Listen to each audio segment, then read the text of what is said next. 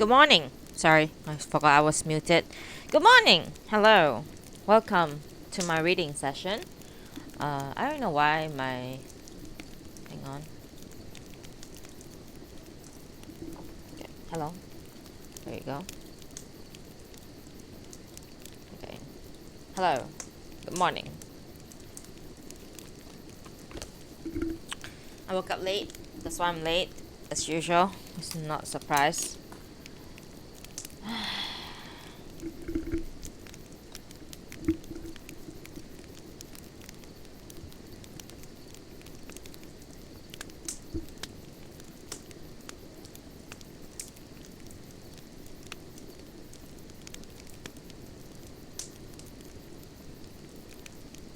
Anyway, good morning, guys. How you doing? Anyone in the chat? Raise your hands.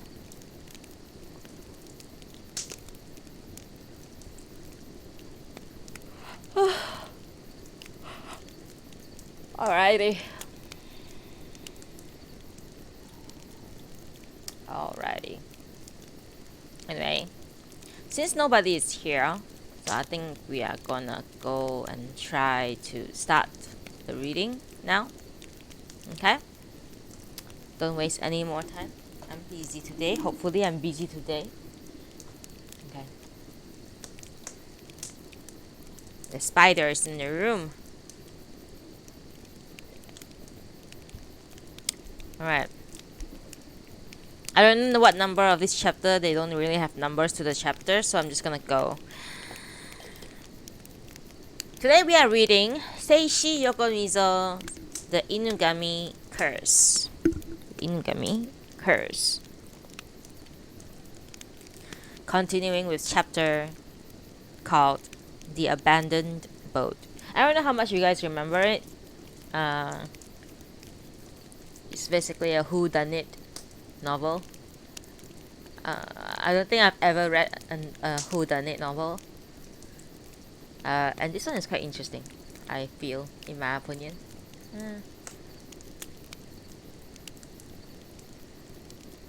Guys, we're gonna have public holidays in my place soon. Anyway. Alright. The Abandoned Boat, a chapter in Seishi Yokomizo's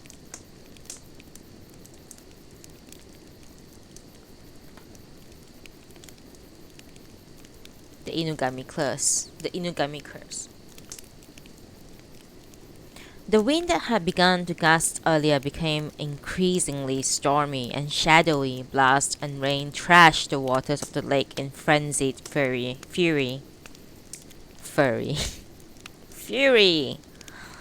As with all the mountain storms, and peculiar sense of the surreal hung in the air.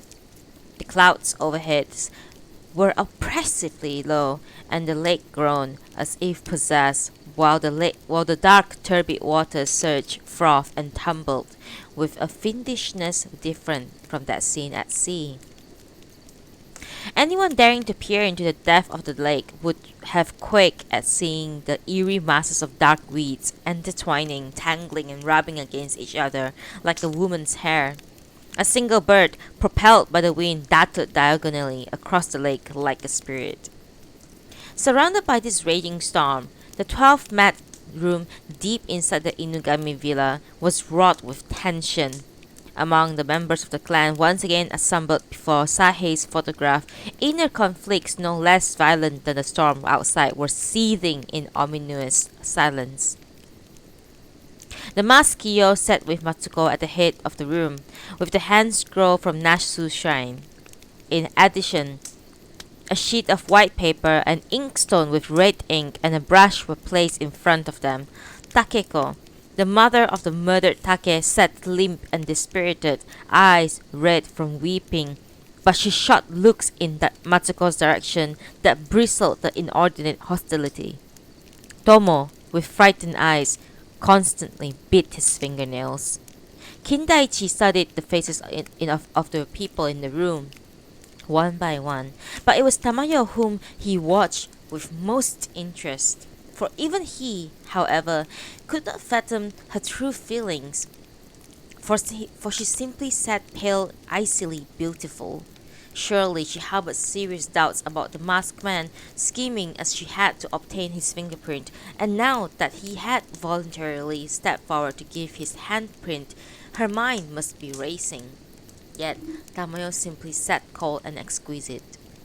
A man immediately identifiable as a policeman entered the room and acknowledging everyone with his eyes, seated himself next to Chief Tachibana. He was a forensics officer the chief had summoned, and his name was Fujisaki. Mrs. Matsuko, Tachibana said quietly, prompting her to begin. Matsuko nodded and said, "Before I ask you to make a handprint, I would like you all to hear something." She cleared her throat softly. "I am sure you have already heard, Chief Tachibana, but a scene similar to this one occurred last night in this very room. Take and Tomo tried to force Kiyo to give them his handprint. At that time, I refused flatly because they were so rude, treating Kiyo like a common criminal. I was so mortified. I swore to myself that I would never, ever let Kiyo do anything so undignified. Now, however, everything has changed since this terrible tragedy has befallen Take, and..." Matsuko glared at Takeko. "These people seem to think that Kiyo and I were involved in some way, even though they say nothing. I can see it in their eyes. Thinking back, though, I guess I can understand their feelings. I admit we may be partly to blame. The fact that I refused to so stubbornly last night to let Kiyo make a handprint, if that caused them to suspect that we might have something to hide or caused them to think we might have killed Take, then that was a bad judgment on our part. I regret the way I acted, and I realize that circumstances forbid my being stubborn any longer. So I've decided to have Kiyo make a handprint in front of everyone, with Chief Tachibana as a witness. I hope you all now understand how I feel." Matsuko looked around at the others in the room, but no one gave an audible reply. Only Chief Tachibana answered with a nod. "Alright then, Kiyo." The masked Kiyo held out his right hand, trembling with what no doubt excitement. Matsuko dipped the brush deep in the red ink and spread it all over his hand until it was bright red. "Now the paper." Kiyo spread his fingers wide and placed his hand full on the white paper.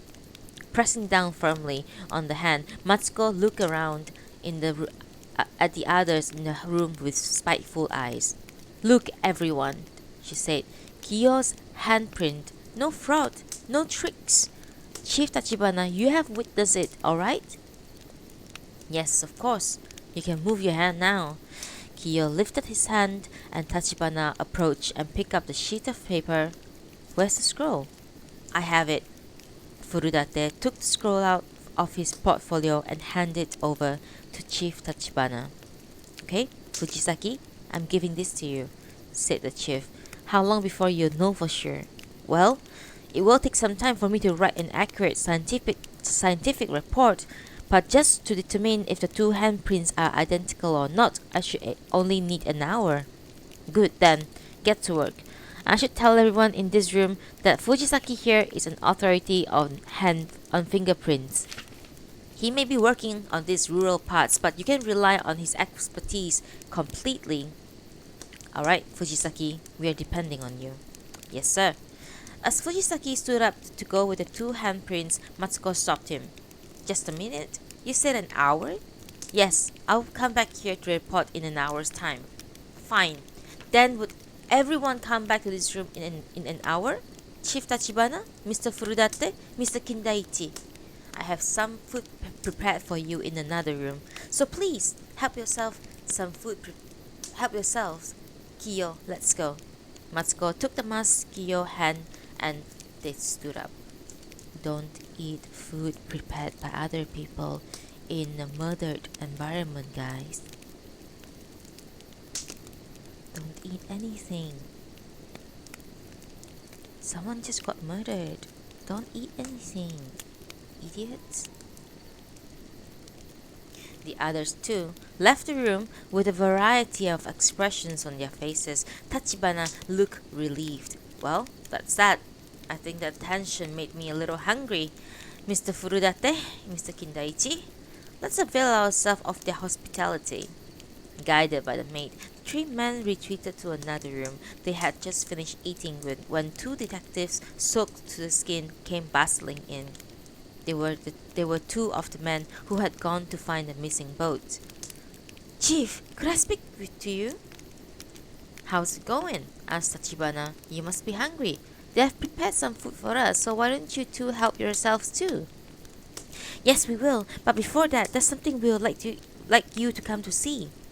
From the expression on the detective's face, it appeared that they have found something. Okay, Mr. Kindaichi, why don't you come along too? The storm had intensified further, and the wind blew the rain in torrents from the sides. With the detectives in front, the men made their way to the sluice gate, holding their umbrellas at an angle. Two boats, moored together with ropes, the one in the back covered with a large piece of canvas, were being tossed on the choppy waters like a couple of leaves. You found the boat? Yes. We found it abandoned near Cannon Point and in Lower Nasu and towed it here. We were lucky. Any later the rain would have washed away an important piece of evidence.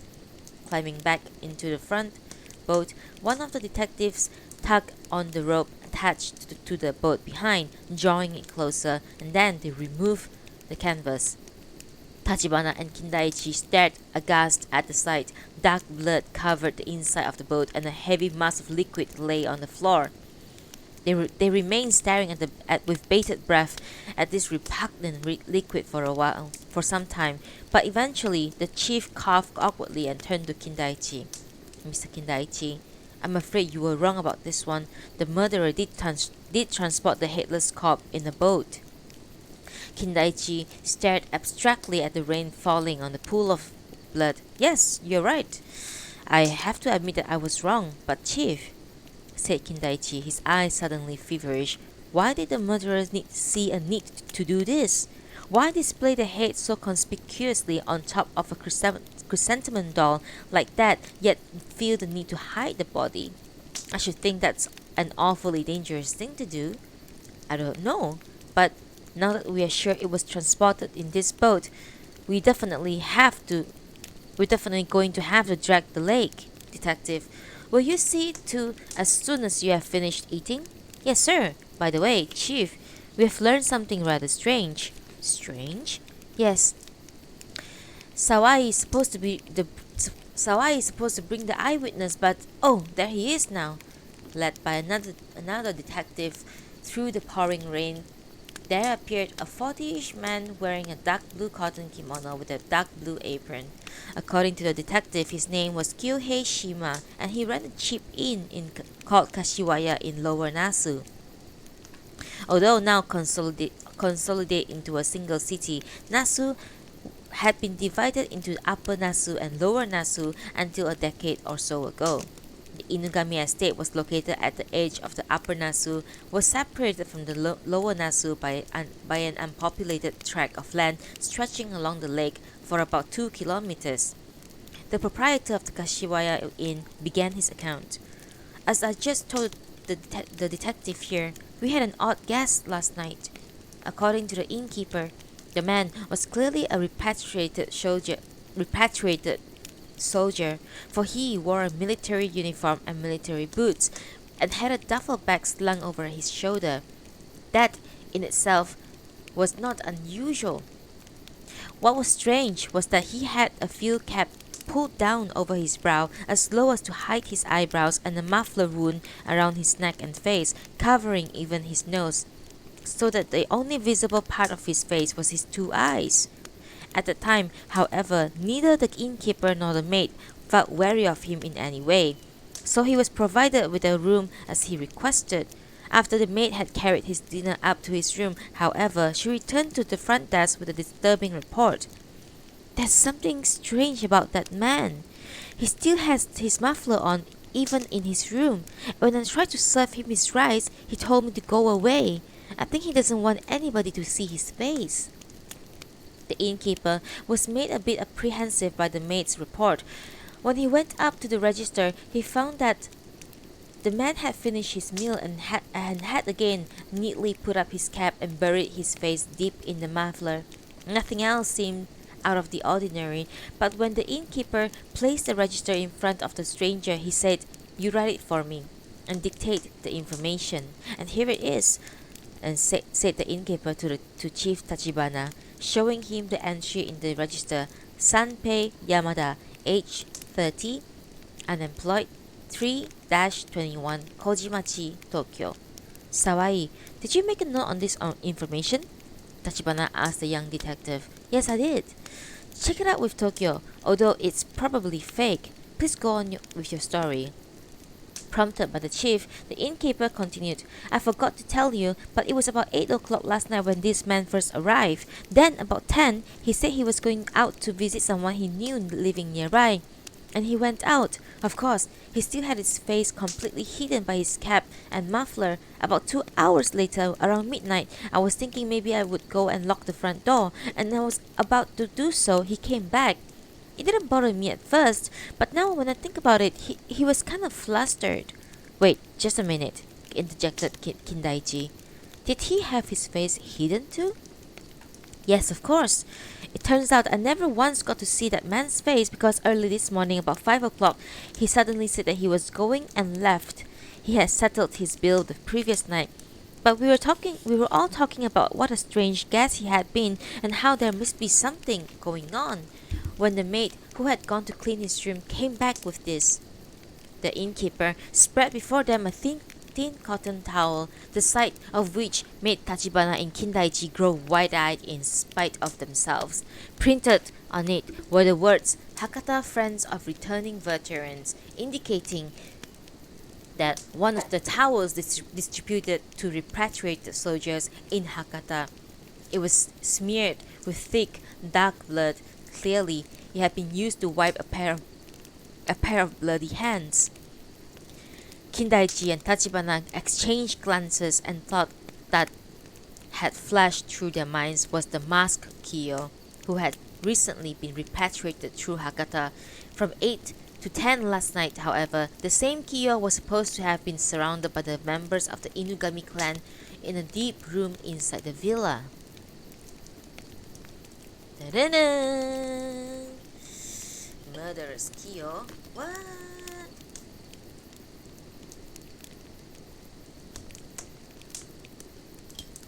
The Mysterious Acts, the next chapter. For those who had just come in, we are currently reading The Inugami Curse by Seishi Yokomizo. Seishi Yokomizo. Sorry. My apologies to Seishi Yokomizo for butchering his name. The chapter, The Mysterious Acts.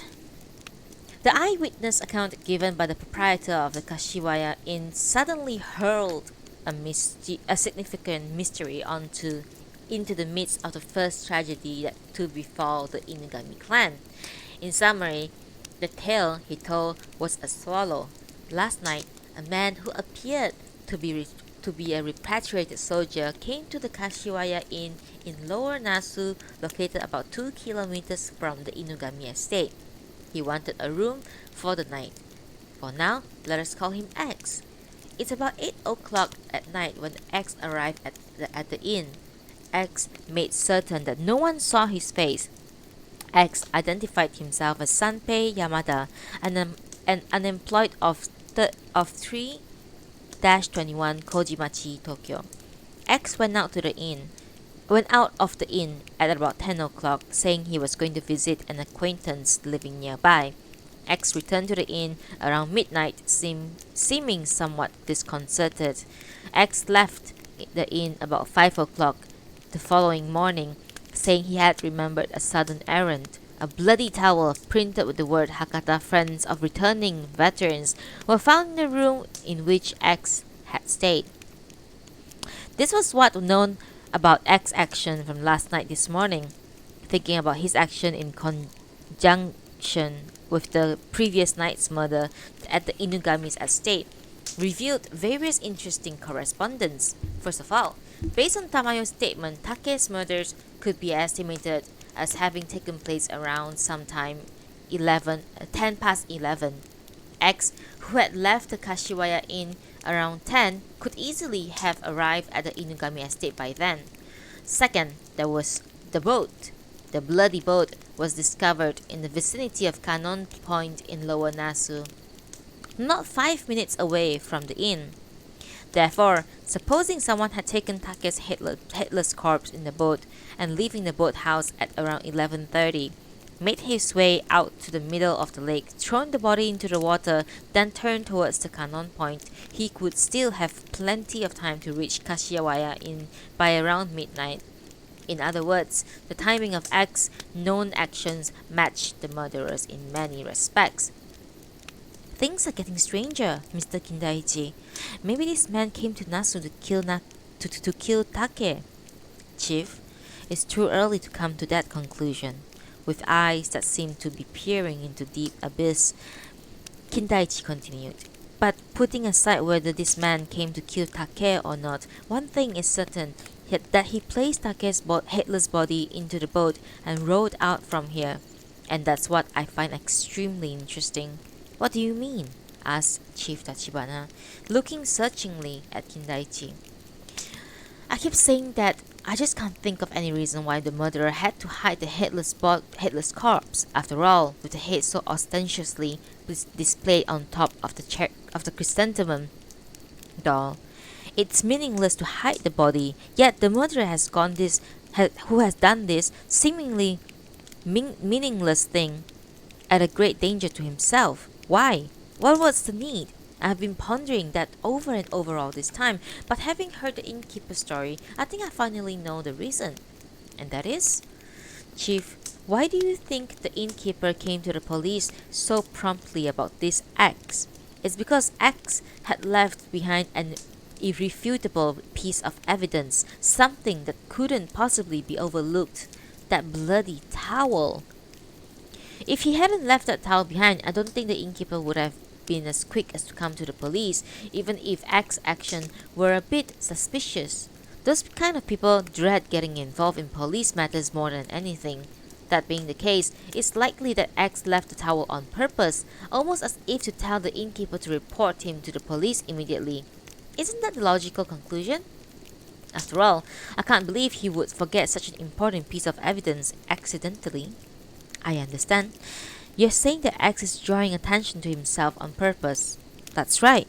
The same thing can be said about the bloody boat, moving a headless corpse that need not have been moved, and abandoning this blood-soaked boat at Cannon Point right by the inn. Tachibana's eyes suddenly grew wide and he stared intently at Kindaichi's face, for he had finally begun to realize what Kindaichi was implying. Are you saying that the man was trying to protect somebody? Kindaichi nodded silently. Who? Who is he protecting?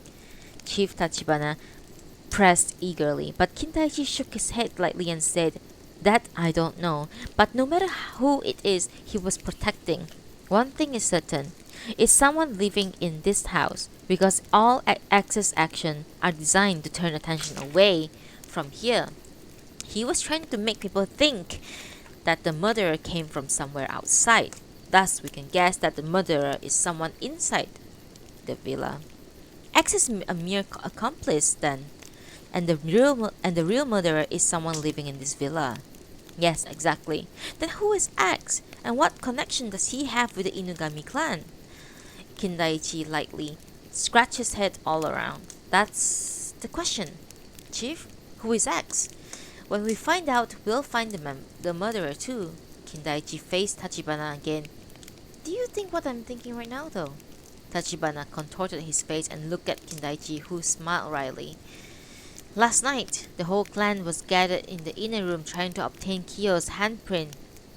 They failed, but argued about it from 8 to 10. X, meanwhile, appeared at the inn about 8 and is said to have stayed there until about 10. This is a very helpful fact. First of all, it saved us a lot of trouble. If he hadn't been at the inn at the time, I would have had to go and check out alibis for every single member of the clan. To see one of them could have gone to the inn disguised as X. The chief grew wide-eyed again. Then you're thinking that X, too, could have been someone from this house. No, that's what I would have liked to think, but I just told you it's impossible. They have all got alibis. Still, I keep wondering why X was so determined to hide his face. The murder had not even occurred yet when X first appeared in the inn. So why was he so careful to hide his face? I can think of two reasons why someone might not want people to see his face. One, he has an ugly scar or some other disfigurement. In other words, someone like Kyo. Or two, he has something to hide and he knows that that people will recognize him. I see. The members of the Inugami clan would all be known around here. Chief Tachibana started biting his nails quietly. It seemed that this was his habit when he was deep in thought. So, Mr. Kindaichi, your guess is that two of the people in this house are accomplices and that one of them appeared at the Kashiwaya Inn in Lower Nasu last night disguised as X.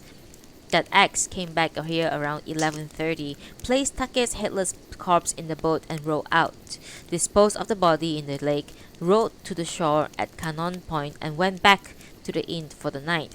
That was all to suggest that the murderer had come from outside the house. Then X left the inn early this morning, leaving the bloody towel behind as an evidence, returned unnoticed into this house, and has been sitting by as if nothing had happened. That's what you like to think. But like I said, because of the family conference last night, everyone has an alibi. Tachibana's face suddenly grew stern. I wonder if everyone really does have alibi. Kindaichi looked again at the chief's face in surprise. Is there someone without an alibi? Yeah, there is. Well, actually, we would have to check it out. But there is someone who would probably find it hard to come up with an alibi. Who, Chief? Who's that? Monkey. Kindaichi felt as if he had been struck by lightning. His hands and feet trembled for a moment and a chill swept all over his body. For a while, he remained staring intently at the chief's face, but soon whispered in a soft, almost inaudible voice, "But Chief, according to Tamayo, when Take tried to attack her, Monkey jumped in and Tamayo's story is unreliable," Tachibana declared flatly. Having said this, however, he coughed awkwardly, seeming to regret his extreme statement, and continued, "Of course, it's just hypothesis, but I'm just saying that if we pursue this line of thinking, such a hypothesis is possible. If Tamayo and Monkey are accomplices, it goes without saying that her story can't be trusted, right?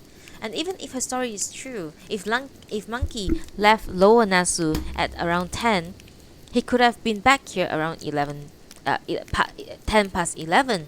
In any case, I'm sure Monkey did not attend the family conference, and since everyone was so involved with it, I doubt anyone paid attention to what he was doing. Of course, I'll have my man check it out thoroughly just to be sure, but I'll bet there isn't a soul can attest to where that man was at last night, except for Tamayo, that is." Tamayo and Monkey. It was only natural for Tachibana to be suspicious. After all, Tamayo had the strongest motive to kill Take, and at the same time, they had a superb opportunity to do so last night. It was Tamayo who had summoned Take to the observation deck, and she who had specified an hour that would have provided ample time for X, who had left the inn in Lower Nasu at 10 to reach the estate. Monkey, moreover, who was more comfortable with boats than anyone. Yet, it was not just these peripheral details that fueled Chief Tachibana's suspicion, but a bigger, more fundamental consideration: Tamayo herself. Tamayo had the cunning to formulate such a plan, and Monkey was so blindly devoted to her that he would do anything she commanded. Picturing the striking contrast between the elegant beauty and the ugly giant, Kindaichi felt a nameless fear that made his flesh creep. One moment for coffee.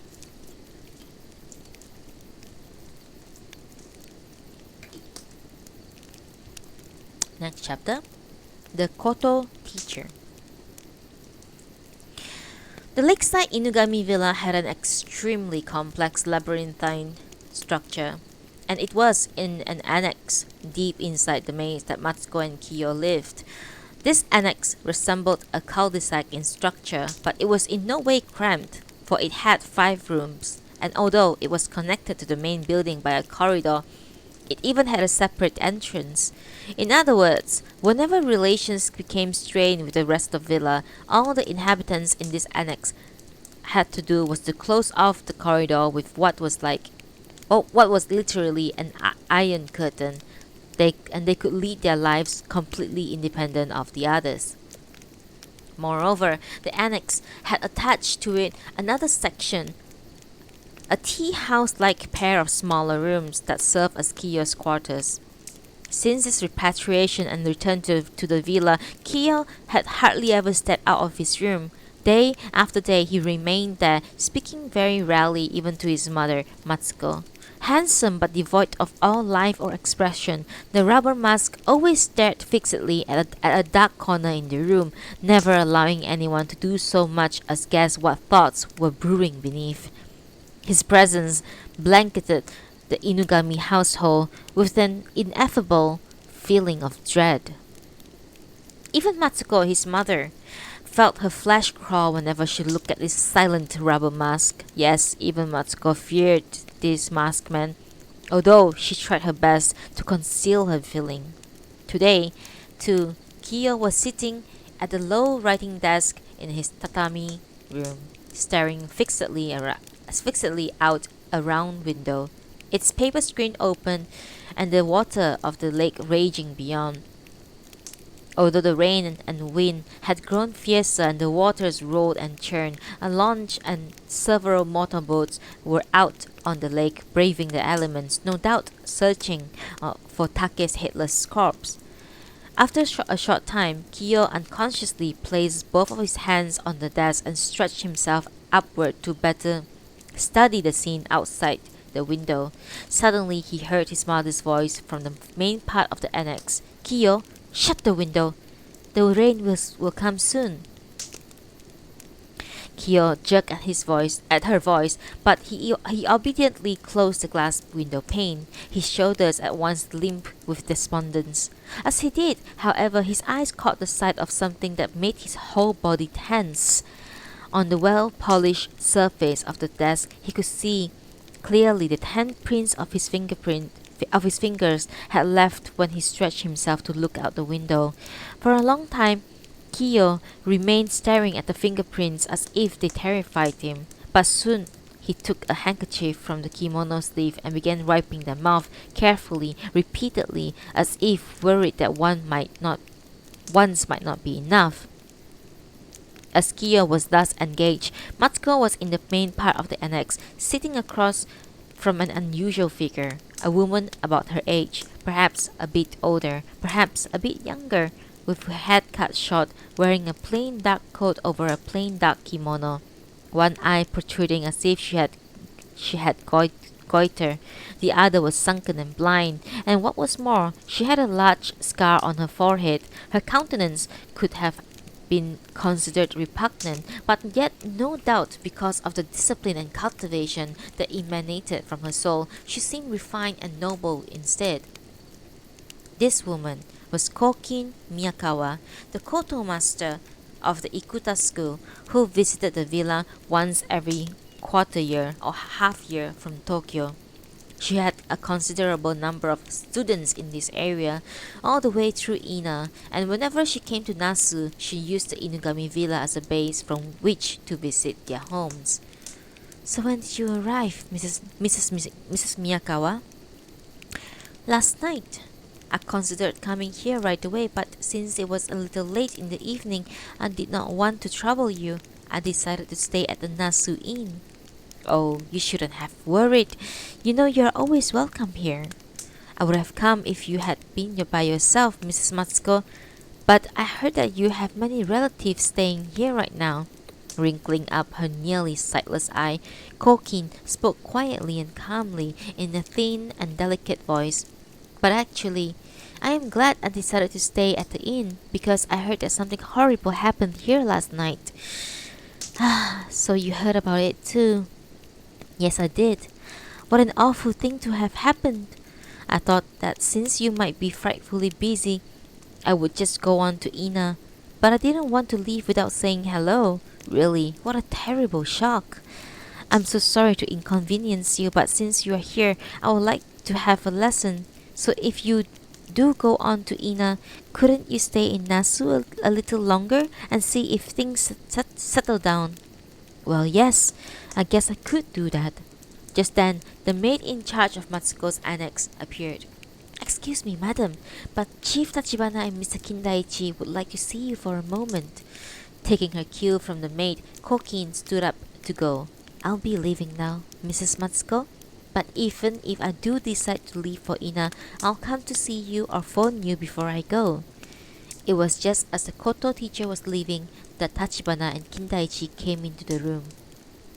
Regarding her diminutive figure from the back, Kindaichi remarked, An unusual looking guest. Yes, she's my Koto teacher. She has trouble with her eyes? Yes, it's not that she can't see at all, but... Matsuko turned towards Tachibana. Chief, do you have the result on that handprint? No, not yet. But first, I wanted to see Kiyo to look at something. Matsuko looked searchingly at their faces but soon called out to Kiyo. He immediately came from his room. The chief turned to Kiyo. Sorry to bother you, Mr. Kiyo, but I would like you to take a look at this. When Tachibana spread the blood-soaked towel in front of them, it was Matsuko rather than Kiyo who was taken aback. My God! Where did you find a thing like that? Chief Tachibana briefly summarized the innkeeper's story. You see how it's been printed with the words Hakata Friends of Returning Veterans. So I just wondered if Mr. Kiyo might know anything about it. Kiyo sat silently thinking, but after a while he turned to his mother and said, Mother, where are the things they gave me at Hakata when I came back to Japan? I put them all together in the closet. Opening the closet, Matsuko took out a cloth-wrapped bundle and untied it to reveal various articles, a military uniform, a field cap, a cloth duffel bag. Kiyo opened the duffel bag and took out a towel from inside. This is the one that I was given. On it, the words Hakata Fraternal Association of Returning Veterans. I see. So the towels they give out are not always the same. But Mr. Kiyo, do you know anyone who might have had a towel like this? He called himself Sanpei Yamada and gave his address as 3-21 Kojimachi, Tokyo. What? Matsuko cried out sharply. 3-21 Kojimachi? Yes, that's right, Mrs. Matsuko. Does that address mean anything to you? Of course it does. That's our address in Tokyo. Kindaichi suddenly whistled shrilly and began briskly scratching his head this way and that. Chief Tachibana's eyes too became tense. I see. Now it's even more certain that the man at the inn is connected to last night's murder. Mr. Kiyo, do you have any idea who he might be? A war buddy? For example, who might come back to look you up after returning to Japan? Or say someone who might hold grudge against you. Kiyo slowly shook his masked head and said, No, I have no idea. Of course, we were there for a long time, so I might have told someone my address in Tokyo, but I cannot think of a soul who would come all the way to Nasu. Besides, Chief Tachibana, interjected Matsuko, you said someone might have cold grudge against Kiyo, but remember, it was Take, not Kiyo, who was killed. Quite right, the chief scratched his head. By the way, did Mr. Take serve in the military as well? Yes, of course, but he was lucky and was stationed in Japan the whole time. At the end of the war, I think he was an anti-aircraft artillery site in Chiba or somewhere like that. Takeko would know the details. Yes, I'll ask her later. One more thing, Mrs. Matsuko. Tachibana glanced quickly at Kindaichi and then inhaled deeply as if to gather strength. It's about Monkey. I suppose he too was drafted. With his physique? Of course he was. And where was he at the end of the war? I think he was in Taiwan. Lucky for him, he was able to return to Japan very quickly though. I think he came back in November of that year. But what about Monkey? Tachibana did not answer, but said, if he was in Taiwan, then didn't he also come back through Hakata? Maybe so. I don't remember very well. Mrs. Matsuko, said Tachibana, changing his tone of voice a little bit. Last night's conference, was it only family members who attended? Yes, of course. Well, Tamayo isn't blood relation, but she's just like family. And Mr. Furudate was there. Mr. Furudate was there in a professional capacity. I don't suppose Monkey was there, was he? What? Matsuko stared at him as if he were out of his mind. Why on earth would he be there? He was just a servant, and one who only works behind the scene at that. I understand. I just wanted to know where Monkey was and what he was doing last night. I don't suppose you know. No, I don't. Yesterday evening he asked for one of my old koto string, so perhaps he was mending the nets. According to Matsuko, Monkey was a skilled cast net fisherman. When Sahe was alive, Monkey would accompany him fishing not only on the lake but even as far away as the Tenryu River. During the war, however, the nets gradually became harder to come by, and eventually it became difficult to find the right kind of string with which to repair them. Then, hitting upon an idea, Monkey had untwined some old koto string into the thin fibers and used them to repair his nets. That had worked so well that he still used them even today. Believe it or not, he's very good with his hands. Was there something you want to ask Monkey? Oh, nothing in particular. Just then, one of the detectives burst in upon the scene. They had found Take's body. Let me guess. A koto string was used to decapitate Take's body. That is my guess. No? Like the piano wire string in the Hereditary. But this time, it's koto string.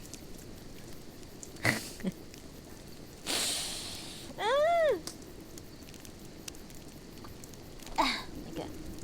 Oh, yeah. Okay. Right. Oh shit. Please don't pour my coffee all over the table. Well, we'll see. We don't know. Oh shit, sorry. Tamayo's silence. Next chapter, Tamayo's silence. They had the storm to thank for the quick recovery of Take's body. The howling tempest had been hindering every attempt by the police at investigation, but as if to make up for the inconvenience it was causing, it pushed to the surface much earlier than anyone had expected the body that had sunk into the depths of the lake. Hearing the news, Kindaichi and Chief Tachibana rushed to the sluice gate, arriving there just as a man, water streaming from his wide-brimmed waterproof hat and down his long raincoat, was making his way to the motorboat, past the milling detective and ununiformed officers. Hi there! Good to see you again. Greeted unexpectedly by the man in this way, Kindaichi stared at him in surprise. He had seen the face with its wire-rimmed glasses before, but he could not place it. Seeing Kindaichi searching for an answer, the man chuckled and said, "Have you forgotten me? I'm the priest at Nasu's shrine." Kindaichi finally remembered. Indeed, it was Oyama, the priest from the other day. Please forgive me. You look so different. Everyone tells me that." The priest laughed. "But I certainly can't go about dressing in my priest clothing in this rain. I learned this trick during the war," he said, tapping the traveling bag he was carrying under his arm. No doubt, his priest's vestments were inside. "You came by the motorboat?" "Yes, it's much faster. I debated whether I should in this storm, but you get wet either way, so I decided to take my chances and came across the lake and ended up bumping into something unbelievable on the way." Take's body? Yes. I was the first to find it. What's more, it was headless. Talk about creepy. The priest screwed up his face and shook himself like a dog. Yes, well, I'm sure the police are thankful you found it. See you later then. The priest shook the water off his body once more, and was starting to leave carrying his traveling bag when Kindaichi called after him. Mr. Oyama, wait! Do you want something? There's something I would like to ask you, so could I see you later? Certainly, anytime, the priest replied. Later then. When the priest had gone, Kindaichi finally turned his eyes towards the lake. Outside the sluice gate were a police launch and several motorboats, bobbing on the water like scattered leaves. The body must be in the launch, for policemen with stern expressions, Tachibana among them, was climbing in and out of it. Kindaichi debated for a moment what he should do, but since he was not particularly interested in the corpse itself, he decided not to board the launch. The doctor and Tachibana could do the forensics work well enough, and there was no reason to subject himself unnecessarily to such an unpleasant sight. As Kindaichi stood there waiting, Tachibana came out of the launch, wiping the sweat off his face. Pretty ugly, huh? I know it's my job, but I really wish I did not have to look at things like that. The chief contorted his face and kept rubbing his forehead with his handkerchief. It's Take's body for sure. We'll eventually have to have one of his family members to identify it, of course, but fortunately, Dr. Kusuda has examined Take several times before and swears that it is him. Kusuda was the town doctor who had doubled part-time as a police medical examiner. I see. So there's no mistake. Do you know the cause of death yet? There wasn't any particular damage to the head. Yes, a single stab wound at the back, towards the chest. The doctor says that assuming Take was caught by surprise, he would have died instantaneously without so much as uttering a sound. And the weapon? He thinks that it must have been a Japanese sword of some kind. There's supposed to be quite a few of them in this house. Sahe was an avid collector for some time. God, it's really knives out, man, guys. Sorry. So killed him with a thrust of sword and then cut off the head later. What about the surface where the head was cut off? It was an amateur job. The doctor says that the murderer must have had a hard time with it. I see. By the way, Chief, and said Kindaichi, suddenly speaking more empathically, your impressions of the headless corpse, did you see anything there that would make the murderer want to hide it? At Kindaichi's question, Tachibana made a wry face and scratched at the side of his head. No, there wasn't anything unusual. I can't think of any reason to go all the trouble of disposing of that body in the middle of the lake. I suppose you have looked in the vest pocket, you know, for the watch Tamayo said that she gave him. Of course, we looked for it, but it wasn't anywhere on the body. Maybe the murderer took it, or maybe it's lying at the bottom of the lake. Either way, though, I don't think the killer rowed all the way and threw in the body just to hide the watch. No, the reason may be just as you said, Mr. Kindaichi. Tachibana stood rubbing his chin thoughtfully when the detective trotted up to him in the rain. Chief, Mr. Fujisaki of Forensics is here. He's got the results on the handprint. All right. Tachibana glanced at Kindaichi with somewhat nervous eyes. Returning his look, Kindaichi too swallowed hard. We'll be right there, asked the members of the family together in the same room. Yes, sir. Leaving the man with detailed instructions, Tachibana joined Kindaichi. They made their way back to the same room where they had previously met with the family. None of the family members had assembled yet. However, they found Oyama sitting alone in his priest garb, calmly holding a wooden scepter. As the two men entered the room, the priest squinted at them from behind the wire-rimmed glasses and greeted them. Hello again. Is something going on in this room? Yes, but you're welcome to stay. You're concerned in this matter too. What is it? What's going to happen? It's about the handprint, the one we got from your place. We're comparing it with one Kyo made in front of us a while ago. The results are about to be announced. Oh, I see. The priest squirmed on his seat a bit and coughed awkwardly. Eyeing Oyama sharply, Kindaichi asked, "Concerning which, I've been wanting to ask you something. Was it your idea, Mr. Oyama, to compare handprints?" The priest, in consternation, cast a quick glance at Kindaichi. He immediately shifted his gaze, however, and taking out a handkerchief from the bosom of his kimono, hurriedly wiped away the sweat from his brow. Kindaichi observed him steadily. "Just a thought," he said. "So there's someone who suggested it to you. I thought it strange from the first how someone like you, who would seem to have no interest whatsoever in criminal investigation, detective novels, and the like, have thought of such things as fingerprints and handprints. Who urged you to do so?" "I wouldn't say anyone actually urged me to do so, but 2 days ago, a visitor to the shrine asked to see Mr. Kiyo's votive handprint. I myself had long forgotten I myself had forgotten long ago that such a scroll existed and was reminded of it only then.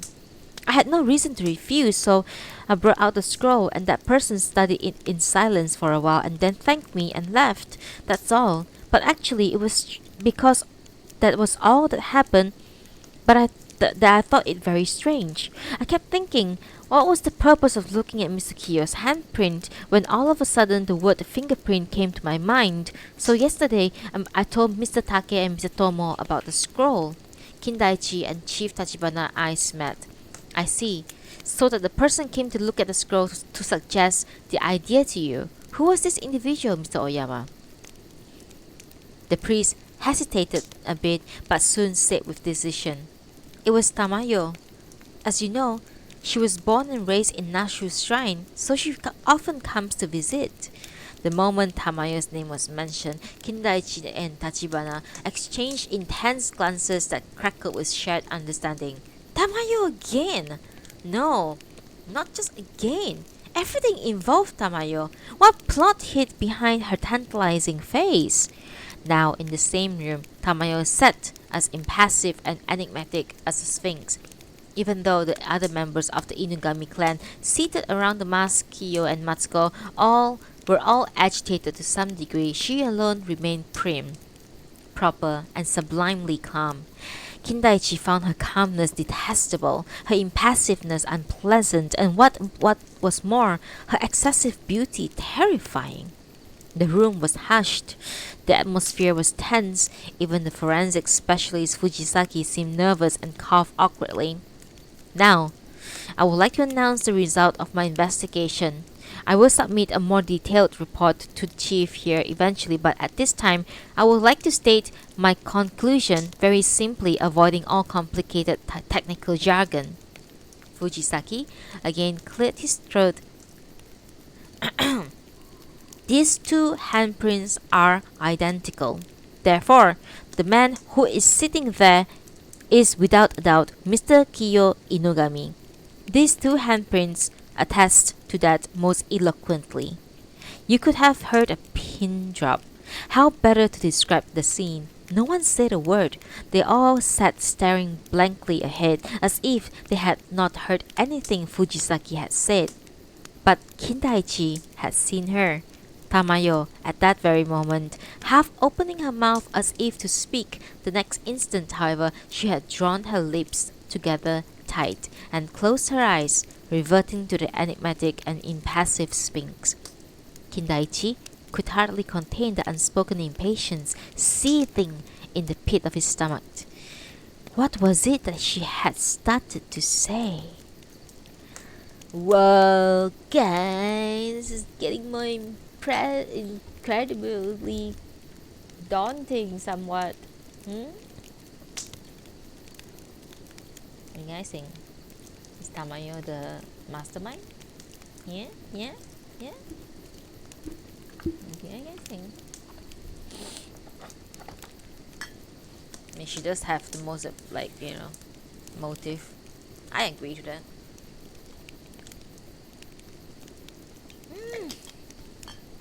Coffee tastes good.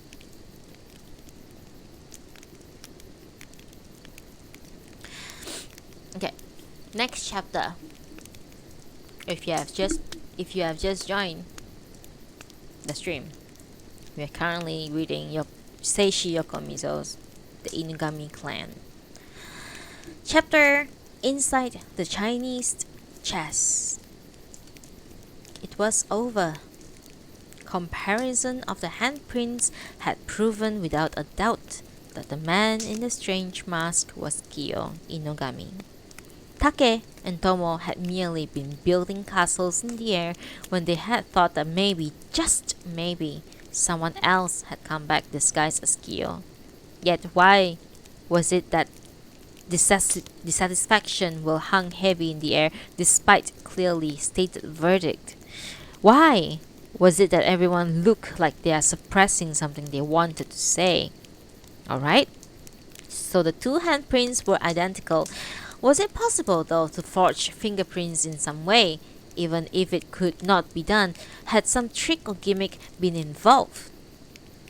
Although it was not surprising to see such doubts on the hostile faces of the other family members. Why, strange to say, did even Kiyo's mother Matsuko seem confused? Why, at the moment Fujisaki declared the man sitting beside her was without a doubt her son, did an incomprehensible look of agitation pass over her face?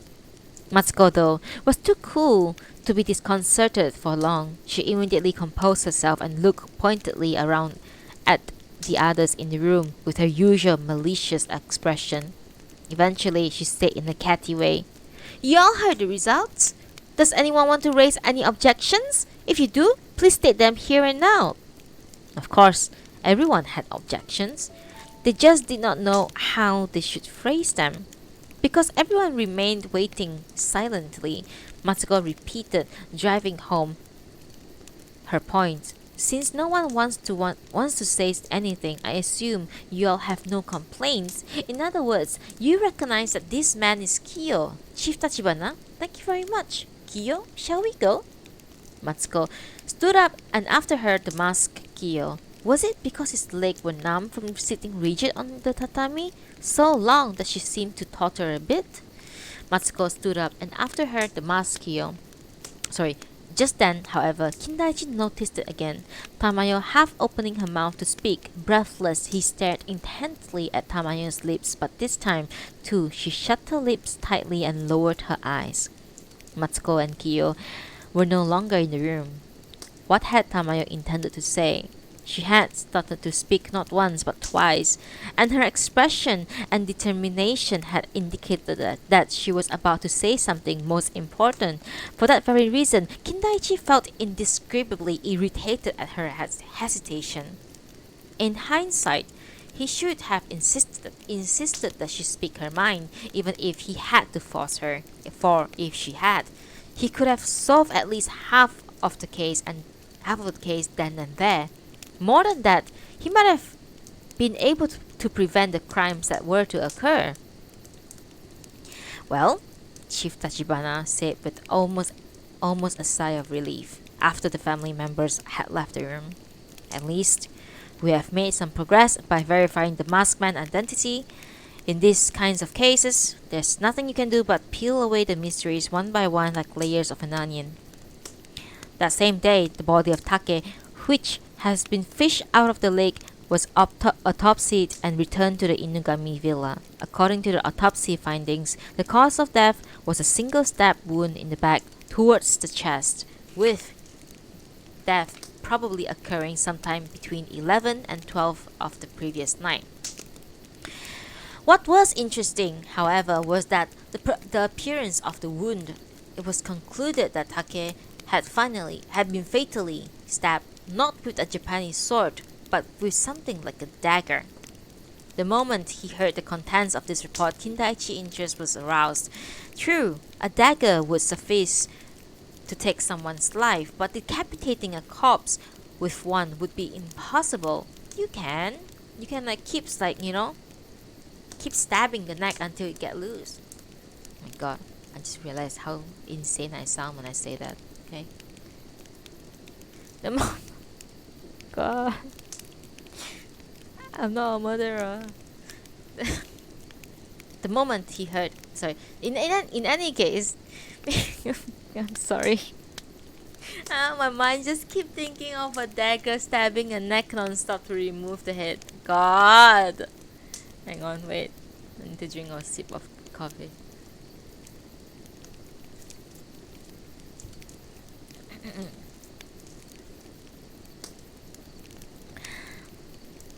Did the murderer then have two types of weapon ready? A dagger and something to cut off the head? In any case, because Take's body had been returned to the family, a perfunctory wake was held that night at the Inugami villa, with Oyama, the priest of Nasu Shrine, performing the services in accordance with the Inugami's Shinto beliefs. Kindaichi too ended up attending the wake, and it was there that he heard a strange story from the priest. Guess what, Mr. Kindaichi? I found something interesting the other day. Oyama must have been drunk from the liquor that had been served, for why else would he seek out Kindaichi expressly to tell him such a tale that as he then related. My God. What did you find? The priest grinned wickedly at Kindaichi's question. Well, perhaps I shouldn't use the word interesting, but it's about old Sahe's secret. It's an open secret, since everyone in this part knows about it too, but I recently found proof. What is this secret of Mr. Inugami you're talking about? Asked Kindaichi. His curiosity piqued. Oyama contorted his oily face with a sleazy smile. You know what I mean. Or maybe you don't. No, surely you must. After all, whenever people tell the story of Sahe Inugami, they always tack this secret on the end, said Oyama suggestively. You know, there was a homosexual relationship between Sahe and Tamayo's grandfather, Daini no Nomiya. Don't you know? What? Kindaichi blurted out loudly, but immediately came to himself and glanced around. Fortunately, the others at the wake were all gathered together in a far corner of the room, and no one was paying Kindaichi any heed. Flustered, he gulped down all the tea in his cup. For Kindaichi, the priest's revelation was both out of the blue. This was one aspect of Sahe's life that was not mentioned in the life of Sahe Inugami, and Kindaichi was hearing about it for the first time. Surprised in turn by the intensity of Kindaichi's amazement, Oyama blinked and said, Then you didn't know about this? No, I didn't. The life of Sahe Inugami said nothing about it, even though it went into quite a lot of detail about Sahe's relationship with Daini Nonomiya. Of course, it's not something people say out loud in the open, but everyone around here knows it. Didn't Mr. Furudate say anything? Furudate was a gentleman and no doubt had refrained from commenting on other people's private affair indiscriminately. Yet, perhaps this fact that there had been a homosexual relationship between Daini and Sahe was somehow affecting the current case. Kindaichi remained lost in thought for some time, his eyes seeming to peer into a deep abyss. Eventually, however, he looked up and said, You just said that you had discovered some proof of this. What kind of proof? Although the priest had at last begun to show some sign of embarrassment in his indiscretion, he still could not restrain himself from divulging his discovery to someone. Yes, the proof, he began, leaning forward and blowing breath out, reeking of liquor in Kindaichi's face. According to Oyama, he had recently had to rearrange some articles stored in the shrine treasure hall and had discovered an old Chinese chest there. Hidden beneath the dust and piles of junk as it was, he had never noticed it before, but the lid, he saw, had been carefully sealed shut with a strip of paper that had something written on it in ink. So old and black with soot was the paper, however, that he could not discern what was written at first, but after some effort, he finally made out the following characters, sealed in the presence of Daini Nonomiya and Sahe Inugami, March 25, 1911. March 25, 1911. The date struck a familiar chord. If you have read the life of Sahe Inugami, You know that Daini Nonomiya died in May of 1911. The Chinese chest, therefore, was sealed by the two men a little before Daini passed away. Probably Daini had realized he didn't have long to live and together with Sahe stored something in the chest. That was what I surmised. So you broke the seal? At Kindaichi's somewhat accusatory tone, the priest hurriedly waved his right hand in remonstrance. No, no, it's misleading that to say that I broke the seal. Like I said, the strip of paper was quite old. It was completely moth-eaten, and seal or no seal, the chest came open just like that when I lifted the lid. I see. So you just happened to look inside. And what did you find? An unbelievable number of documents, enough to fill up the whole chest. Letters, accounts, books, diaries, notebooks, everything in washi paper. Since it was long time ago, I read a few letters and found they were, well, love letters that Daini and old Sahe had exchanged. Of course, back then, he wasn't old Sahe, but a strapping young man. So Oyama said and smirked as if someone had tickled him. He immediately continued, however, as if to justify himself. Mr. Kindaichi, I don't want you to think that I have been consumed by some kind of vulgar curiosity. I respect Sahi Inugami. I revere him. After all, he was not only a benefactor to all the people of Nasu, but the most distinguished man in the Shinshu region as well. I just want to know what this great man was like. In fact, I would like to write his biography one day. I want to depict his real and disguised self, not the gloss-over portrait they gave in the life of Sahe Inugami. I am certain that it would in no way harm his memory, but in fact would show his true greatness. For that reason, I intend to examine the contents of the Chinese chest thoroughly. I think I might find some valuable documents that no one else has ever known about before. It was just drunken spiel. Oyama was so intoxicated on his own words, and he did not even believe himself. Yet long after everything was over, Kindaichi would still shudder every time he remembered the remarkable secret would soon discover in this Chinese chest and how heavily it would weigh upon this case. Next chapter, Pomegranate. Nowadays, it is rare to find a full-scale all-night wake. In most cases, a wake will end in the evening around 10 or 11, a half-wake if you will, with a family like Inugami clan, moreover, in which the members despise each other. Only the deceased parents and sisters saw any reason to keep vigil by his body throughout the night. Besides, it was not very pleasant to be near a corpse whose head and body had been sewn back together. So, as Furudate, the family lawyer, proposed, the wake was brought to a close at 10. The storm had abated considerably by then, but ink-black clouds still rushed across the sky, and occasionally the wind, as if recalling its purpose, would blow the lingering rain in gusts from the side. It was after Kindaichi and Furudate had left in this rain that another incident occurred in the Inugami villa. Compared to the murder of Take the previous night or the two killings that were to follow, this episode might at first glance have been trivial, but the full extent of its import was to become clear later on. This incident again revolved around Tamayo. When the wake ended, Tamayo returned immediately to the sitting room in her annex.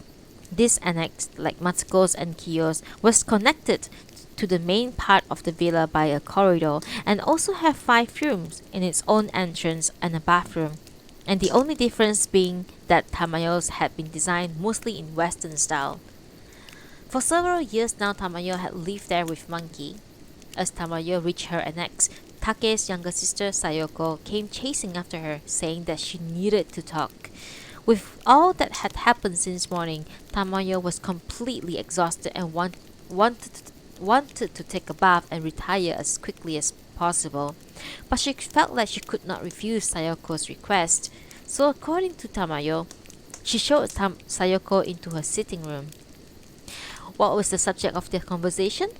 I just wanted to ask her about my brother, Sayoko said. I heard that he had seen Tamayo right before he was killed, so I wanted to hear from her directly what she remembered about that night. Thus, she explained when questioned by the police the following day, and Tamayo corroborated her story. Yet, anyone with the least bit of inside knowledge about certain private matters in the Inugami household would have guessed that there must have been more. Sayoko had come to find out how Tamayo felt, how she felt about Tomo. Sayoko was an unfortunate girl. She was in no way homely, and in fact, in her own was quite above average in appearance. However, because there's a ravishing beauty and an incomparably exquisite creature living in the same villa, Sayoko's attractiveness paled in comparison, just as the stars lose their sparkle before the glow of the moon. Yet until the reading of Saihei's will, Sayoko had never considered herself at a disadvantage to Tamayo. In fact, it would be more correct to say that she thought Tamayo a non-entity.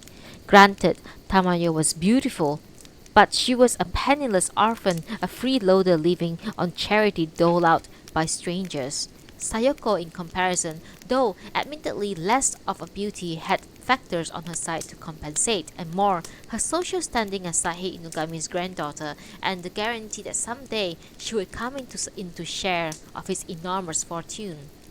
So if a man were to compare her and Tamayo, she was that sure that unless he were a fool or a lunatic, he would choose her, Sayoko, as indeed Tomo had done without hesitation. For some reason, Sayoko has always been fond of her cousin Tomo, even as a child. As she grew older, the emotion had gradually turned to love. Tomo, for his part, did not dislike Sayoko, but it was doubtful whether his feelings were as earnest or sincere as hers. Nevertheless, he accepted her love.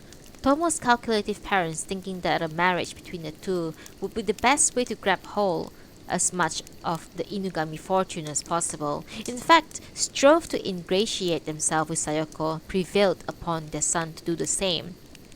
Now, however, the situation had changed. Sayoko, whom they had thought to be the goose that would lay the golden egg, became worthless to them, while Tamayo, whom they had not so much as noticed before, suddenly glittered with a halo of gold.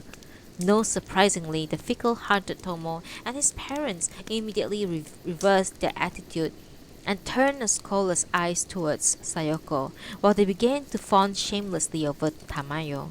Sayoko probably came that night seeking to learn Tamayo's feelings. It must have been unbearably humiliating for her, yet she still could not keep herself from coming, for ever since morning she had been tormented by heart-wrenching anguish and worry.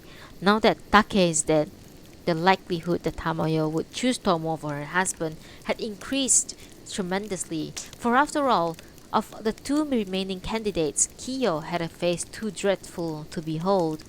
No doubt, however, it will forever remain a mystery to us what words were exchanged between the two women in Tamayo's sitting room.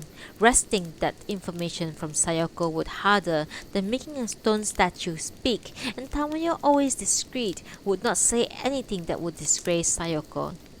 Be that as it may, the two women's conversation came to an end in about half an hour. Having seen Sayoko out, Tamayo immediately turned towards the adjoining bedroom.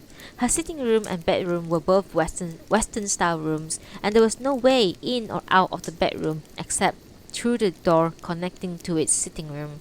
Tamayo could not wait to lie down and rest, so as soon as Sayoko had left, she opened the door to her bedroom, flipped on the switch light all the way by the door. The moment she did, however, a terrible scream escaped from her throat. The next day, Tamayo described the events to Chief Tachibana. "Yes, that's right. The moment I turned on the light, someone came tearing out of the bedroom. It was so sudden. I can't be precise as to the details, but for sure it was a man in soldier's uniform. He had a field cap pulled low over his brow and hid his face with a muffler. So even now, my clearest impression of his two glinting eyes. He came at me like whirlwind, and I screamed. Then he knocked me aside, flew out of my sitting room into the corridor. The rest is as you heard from the others. Why was this man hiding in your bedroom? Do you have any idea? I do have a theory, Tamayo replied to Tachibana's query. I didn't notice last night when I came back to this annex because I was with Sayoko, but checking afterwards, I realized that someone had rummaged through the sitting room. There's nothing missing though. I think he must have been there looking for something when Sayoko and I came back, so he hurriedly... Whoa! Good morning! Oh my god, good morning. Good morning! Thank you for the... hey! Thank you for the raid! Oh my god. Good morning! Good afternoon! Sorry, oh my god, what the fuck am I talking about? Good afternoon! Oh my god. Good afternoon! Good afternoon! Good afternoon! Good afternoon! Oh my god. Good afternoon, everyone! Thank you for the raid. Oh wait, who raided me? Scorpaki? Scorpaki. Thank you for the raid. Thank you so much. Thank you for the follows, everyone. Thank you, Scorpaki. Thank you so much. That was a shock. Yes, indeed. Yes, thank you. Yes, thank you. Oh my god, I'm I'm just quietly reading my book, and suddenly I had so many. Thank you so much. Thank you so much. Thank you so much. Thank you so much. Thank you so much. I was just quietly reading my book, and I suddenly have raiders. Apologies for the sudden stopping of my reading. Thank you. I mean, I do this without any expectation, but if you guys really I hope you guys enjoy someone reading a book. I'm not doing any gameplay, so like I'm not doing anything exciting right now. Thank you, Scorpaki. I'm the chosen one. Thank you so much. I have like today's very quiet day. Nobody is really in. Yeah, nobody's really in my chat or in my reading room. Actually, I'm just reading to myself. Really, like. Yeah. Thank you so much. I hope you guys enjoy a reading session. Just so you guys know, to those who are interested in staying, I am Ariana Nuna, and I do reading sessions where I read books. That's basically it, and I call it Noodibles, a play on word on Audible, with my name Nuna and Audible, so it's called Noodibles. Just so you know, when I made my character name, Ariana Nuna, I did not know that Nuna means older sister in Korean. So yeah, but yeah, welcome to Noodibles. Today we are reading the Inugami Curse by Seishi Yokomizo. We are currently in about halfway into the book, and we are in the chapter Pomegranate. It's like a murder mystery book, and it's basically a whodunit genre. And if you'll allow me to, I am going to continue reading. Yes, that Twisty is my mod. Yeah, please join my Discord. If you want, follow me on Twitter because I always announce my reading session. I occasionally do raiding stream, but rarely. Just call me Nuna. Nuna will be fine. Yeah. There's almost nobody call me Ariana. Everyone just call me Nuna in the game. Thank you so much. Thank you so much. Seriously, thank you so much for raiding. I really appreciate it, and all the follows too. What? How many do I have now? Okay. Yeah. Yes. Yes, elder sister. But it's only if you, but only if you are female. If you are female, you call another elder female, you call them Nuna. Wait, no. Uh, no, that one is Oni. Sorry. Um, if you're a male and you're talking to an elder female, you call them Nuna. If you are a female and you're talking to an elder female, you call them Oni. I think so. I'm not super well versed in Korean language. Just call me Nuna, basically. Just basically my in-game name. For those listening on my, I usually save all my reading session and then I port them to YouTube, and YouTube audience are like um, very different from my Twitch audience. My Twitch audience usually like to talk with me. My YouTube audience are more interested in my book reading. I don't stream on YouTube. I tried, but it was like really bad. I don't know what happened. I couldn't even move my game. I stream strictly on Twitch, and then I save the VOD and I port it over to my YouTube channel. So, if you join my Discord channel as linked above, there is a chat with like all of my previous readings with all the links to all my previous readings, um, categorized by authors. um I'm slightly, I don't want to say OCD because it's like very disrespectful to people with really who has OCD, but I'm very strict when it comes to that, like separating things into categories. So when you go to my Discord, you can see a tab that says Noodible's playlist or something, yeah, and then all of the links to my other playlist links to my previous readings are there. Since last year, since March of last year, I've read 18 books in total. I know that's not a lot, but I did not have a proper schedule for my reading session. I'm trying to do a proper schedule so I can read like every 3 days, 3 days in a week. Um, uh, so if you guys are interested in like reading content, like just reading books, just someone sitting here reading books in a quiet place, uh, basically my whole purpose is that my what I want to do is that I provide a background sound for you guys while you guys work or play game or study, I guess. uh, that's my intention why I'm doing Noodibles. So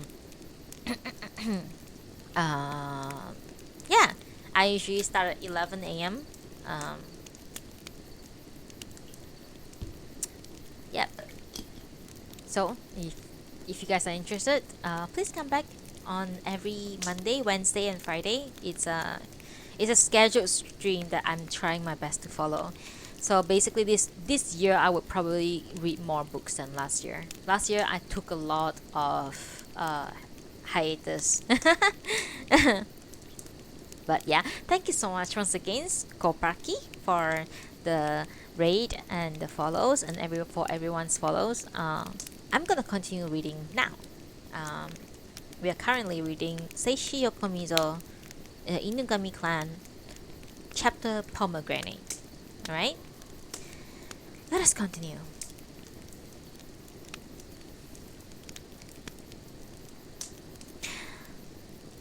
I didn't notice last night when I came back to this annex because I was with Sayoko, but checking afterwards, I realized that someone had rummaged through the sitting room.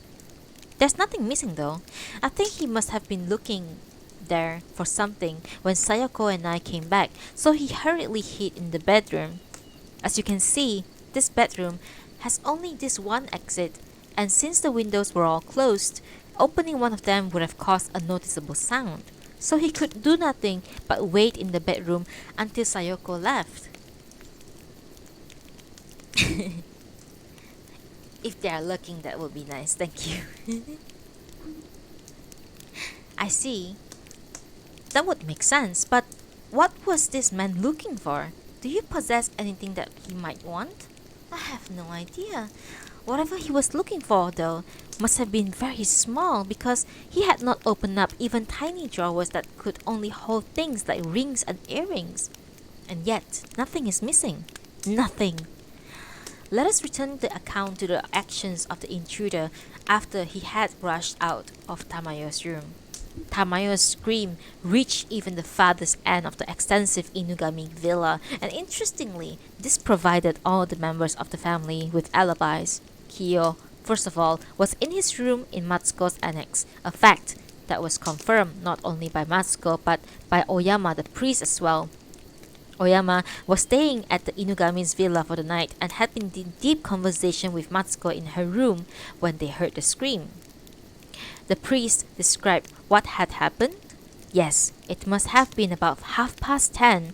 Mrs. Matsuko and I were talking in her room when suddenly we heard a woman screaming. Mr. Kiyo came running in from his room, saying it was Miss Tamayo's voice, and then he leapt barefoot into the garden. We were astounded and followed him onto the veranda, but we could no longer see him by then. It was pitch black last night, and unfortunately, it had started raining hard again at just about that time. Toranotsuke, on the other hand, was still keeping vigil by his son's corpse with Takeko, as attested to by 3 maids who were tidying up after the wake. Toranotsuke did not even stir when he heard the scream. Last, Tomo and his father Kokichi was preparing to retire in their rooms. This is witnessed not only by Kokichi's wife Umeko, but by 2 maids who had come to lay the futon.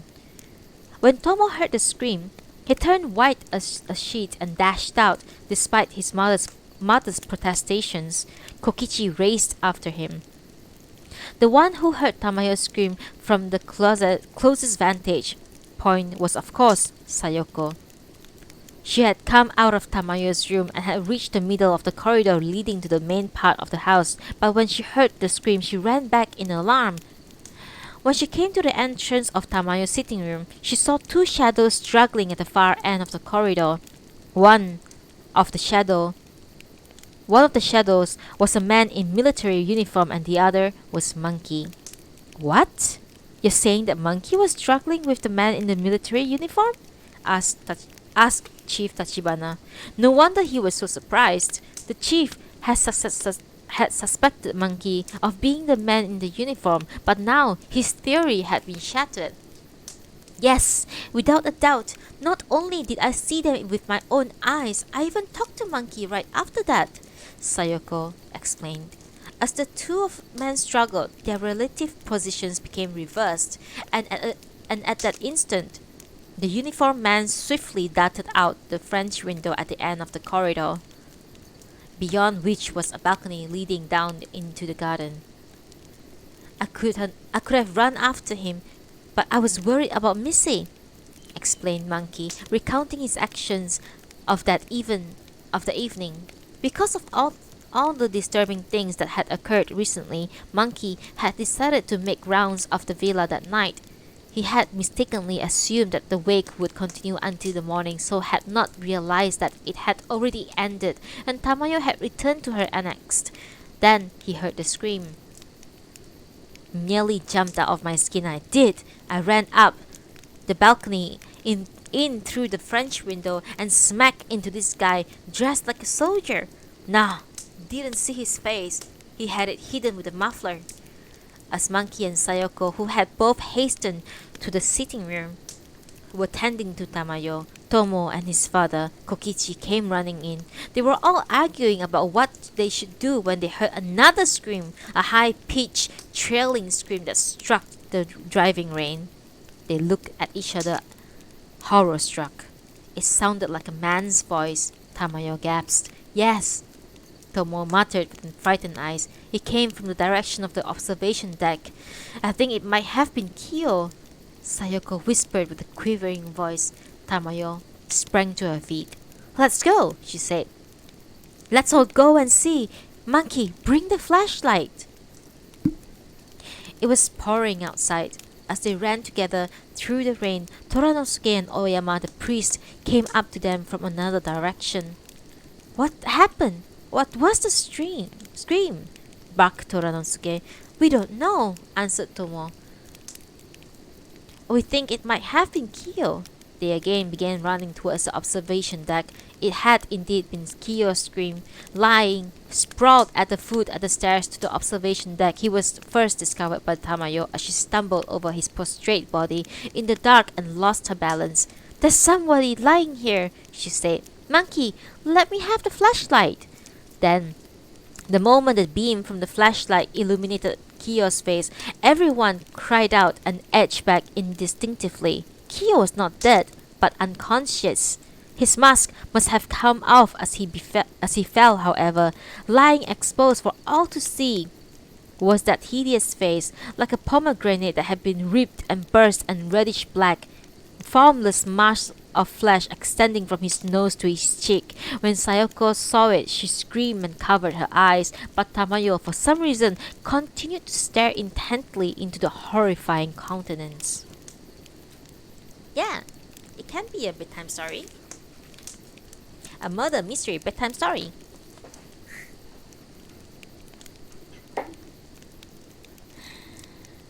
Alrighty. Let us continue. The next chapter, Tomo sharpens his claw. Tomo sharpens his claw. The following day, Kindaichi was summoned to the Inugami estate, and as he heard the events of the previous night from Chief Tachibana, his face became very thoughtful. And what is Kiyo's story, Chief? He says that when he heard Tamayo's scream and rushed out of the house, he saw somebody heading towards the observation deck. He ran after him, but was suddenly punched so hard at the foot of those stairs. I see. Now he has totally dejected this morning because they all got to look at his disfigured face to their heart's content while he was unconscious. He might not care about the others saw him, but having seen by Tamayo must have been quite a blow. Doesn't anyone know where the man in the military uniform went? Not yet. Oh? Hey. Ohayou gozaimasu. Good morning, Lily. Welcome to my reading session. Today we are reading Seishi Yokomizo's The Inugami Curse. I hope you enjoy it.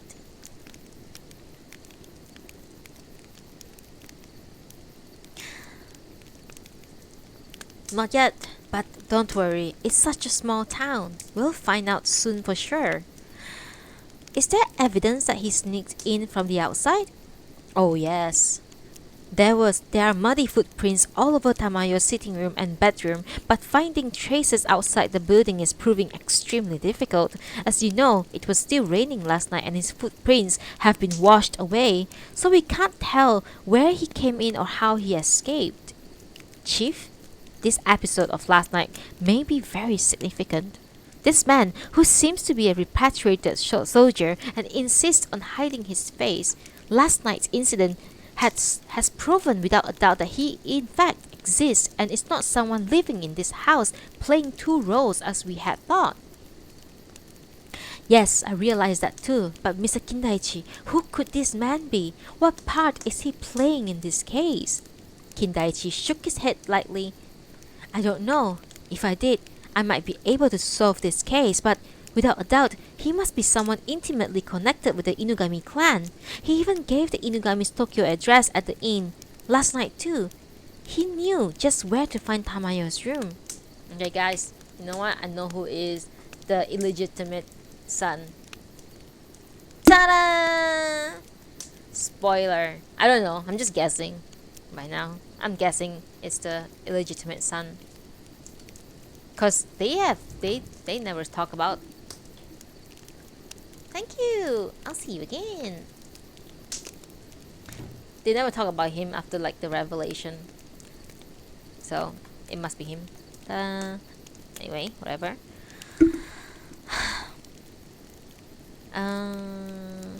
Last night incidents proven existence.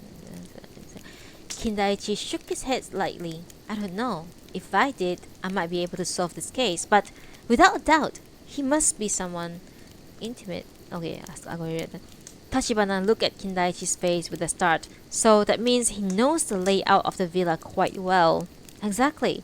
This villa, has such a strange and complex structure that I, for example, still can't understand how it is arranged even after visiting several times. If he came with the intent of ransacking Tamayo's room, he must be very familiar with the layout. Tachibana remained in silent contemplation. After a while, though, breathing in deeply and audibly, he declared with determination as if trying to convince himself, "We'll find all that out when we catch him. Yes, that's the solution, to catch him. There might have been some oversights in this investigation before, because we thought he might be someone in this house playing two roles, but now that we know that it's not the case, we'll catch him soon enough for sure." Things, however, did not work out quite the chief had planned. Despite an all-out effort by the police, they could not ascertain where the repatriated soldier had gone. Where he had come from, however, became apparent soon enough. A considerable number of people had seen a man matching the description getting off the train at Upper Nasu on the evening of November 15, that is, the day Take was killed. He had probably came from Tokyo, since that was where the train originated from. Moreover, quite a few witnesses had also seen him trudging along the road from the Upper Nasu to Lower Nasu. This fact seems to indicate that it was Upper Nasu, not Lower Nasu, where the man had really had business. Lower Nasu had a station of its own, so if that had been his destination, he would have stayed on the train until there. Because he had walked from Upper Nasu to Lower Nasu and stayed at the inn at the Kashiwaya Inn.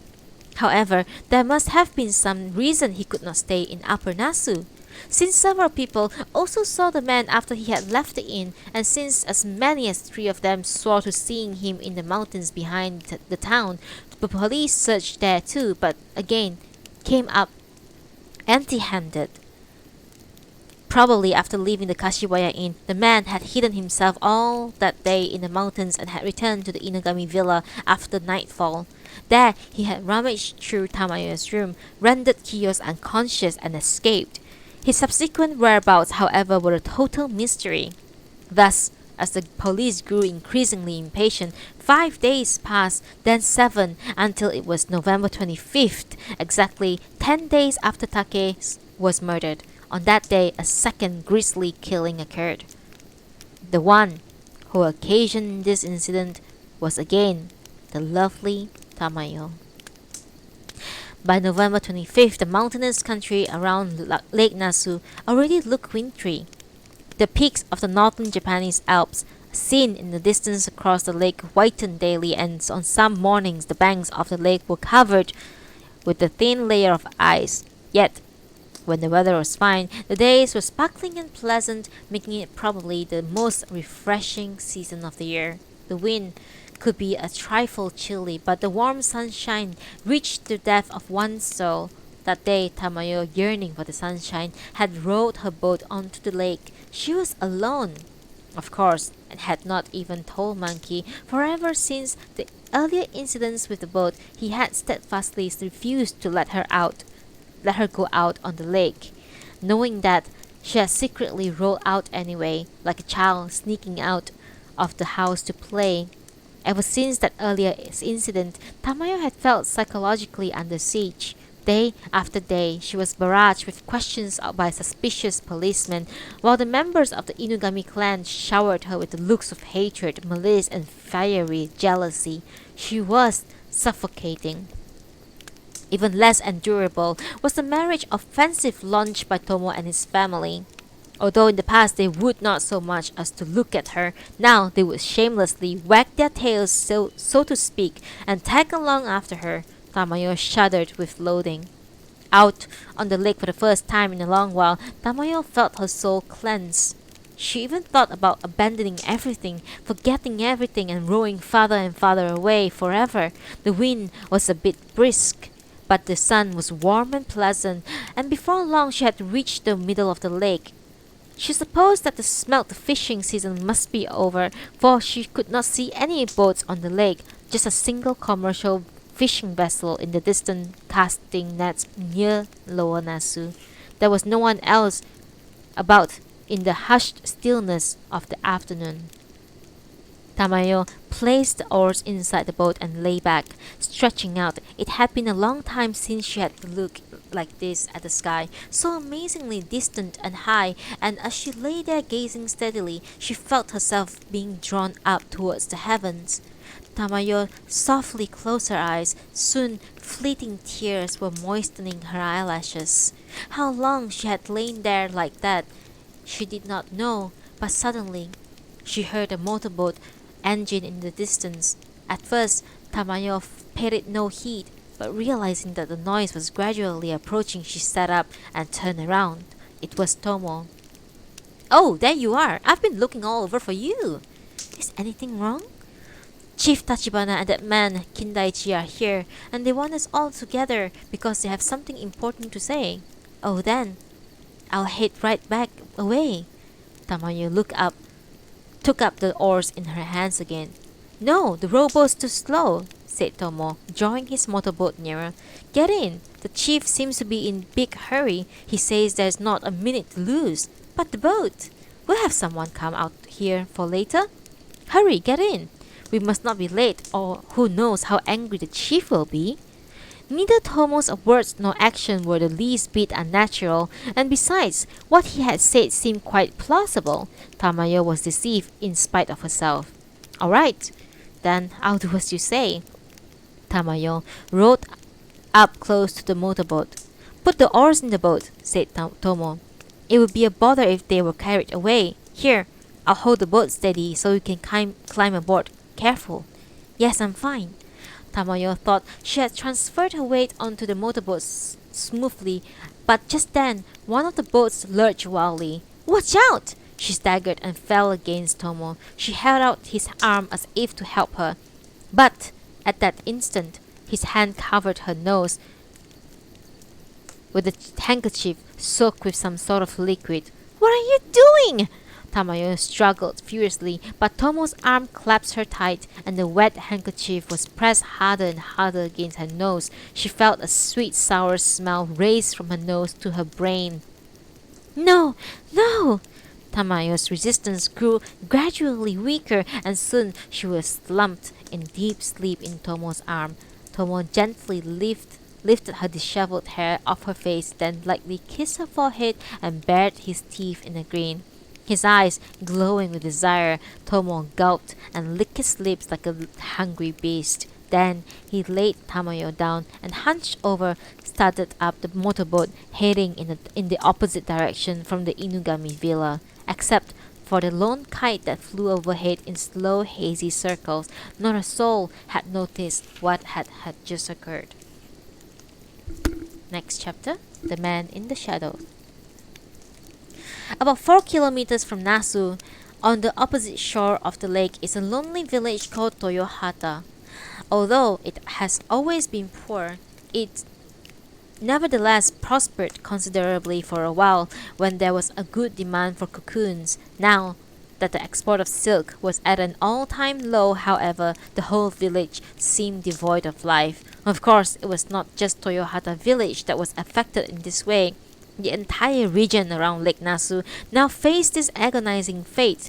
At the western edge of the village flowed a stream, and where it emptied into the lake, the earth and sand it deposited formed a delta that grew larger and larger by year, encroaching upon the lake. The delta was covered with dead reeds that swayed desolately in the winds. It was among these reeds and into the mouth of the stream that Tomo's motorboat now glided. He slowed down and with his darting eyes quickly took in the scene around him. But all he saw were the dead reeds waving forlornly. Not a soul was in the rice paddies or mulberry fields now. The harvest was over. Only the same lone kite drawing rings in the sky observed him from above. Chuckling to himself at his luck, Tomo began to maneuver the boat upstream between the reeds, hunched over as if hiding himself from sight. Soon, above the reeds before him, there appeared a European-style building. a structure that was pitiably dilapidated now, but that must have been quite grand in its day. Why such a building in such a place? Everyone who first discovers it seems to wonder about this, but there is a good reason for its location. Toyohata village was where the Inugami clan got its start, and this building, now visible among the reeds Sahe where Sahe first made his home. Because of the village inconvenience, however, Sahe eventually moved his business headquarters to Upper Nasu. He also built a new villa there.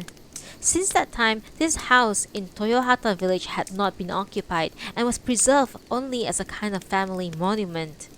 With the war, however, less and less effort could be devoted to its upkeep, and when its caretaker was drafted, there was nothing else to do but let it go to ruin. Now, after Sahe's death, there remained no one with any affection for the old house, and it had been left to grow increasingly dilapidated. The villagers had taken to it, saying it was haunted. It was towards this house that Tomo now seemed to be heading.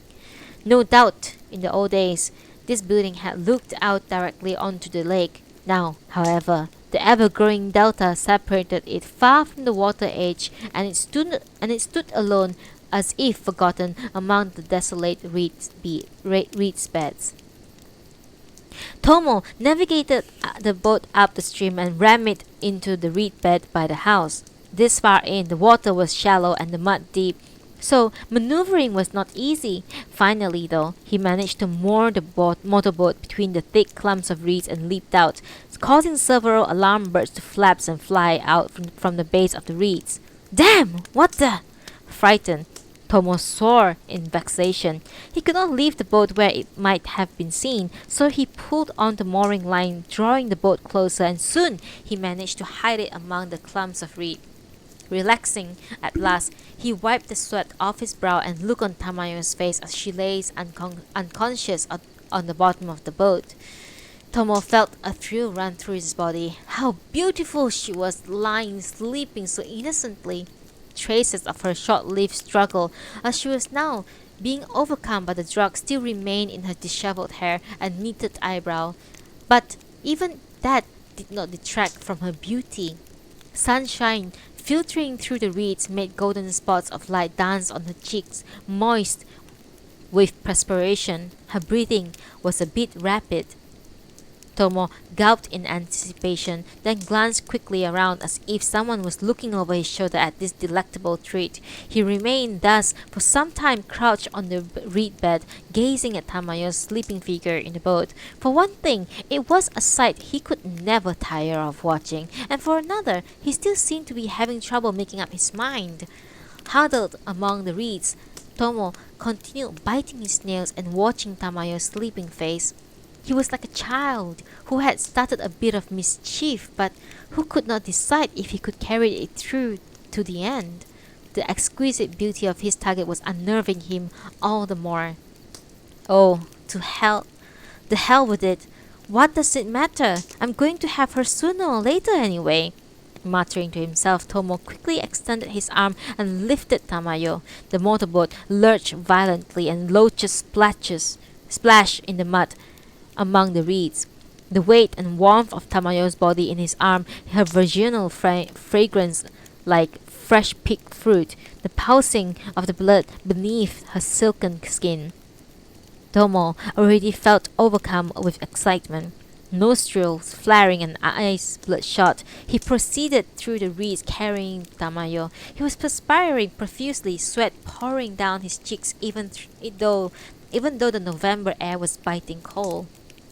Beyond the reeds bed were the remains of a wooden fence, originally painted white but now lying mostly broken and rotted and covered with mud and dirt. The sight inside the fence too was depressing, for the entire grounds were buried under dead leaves.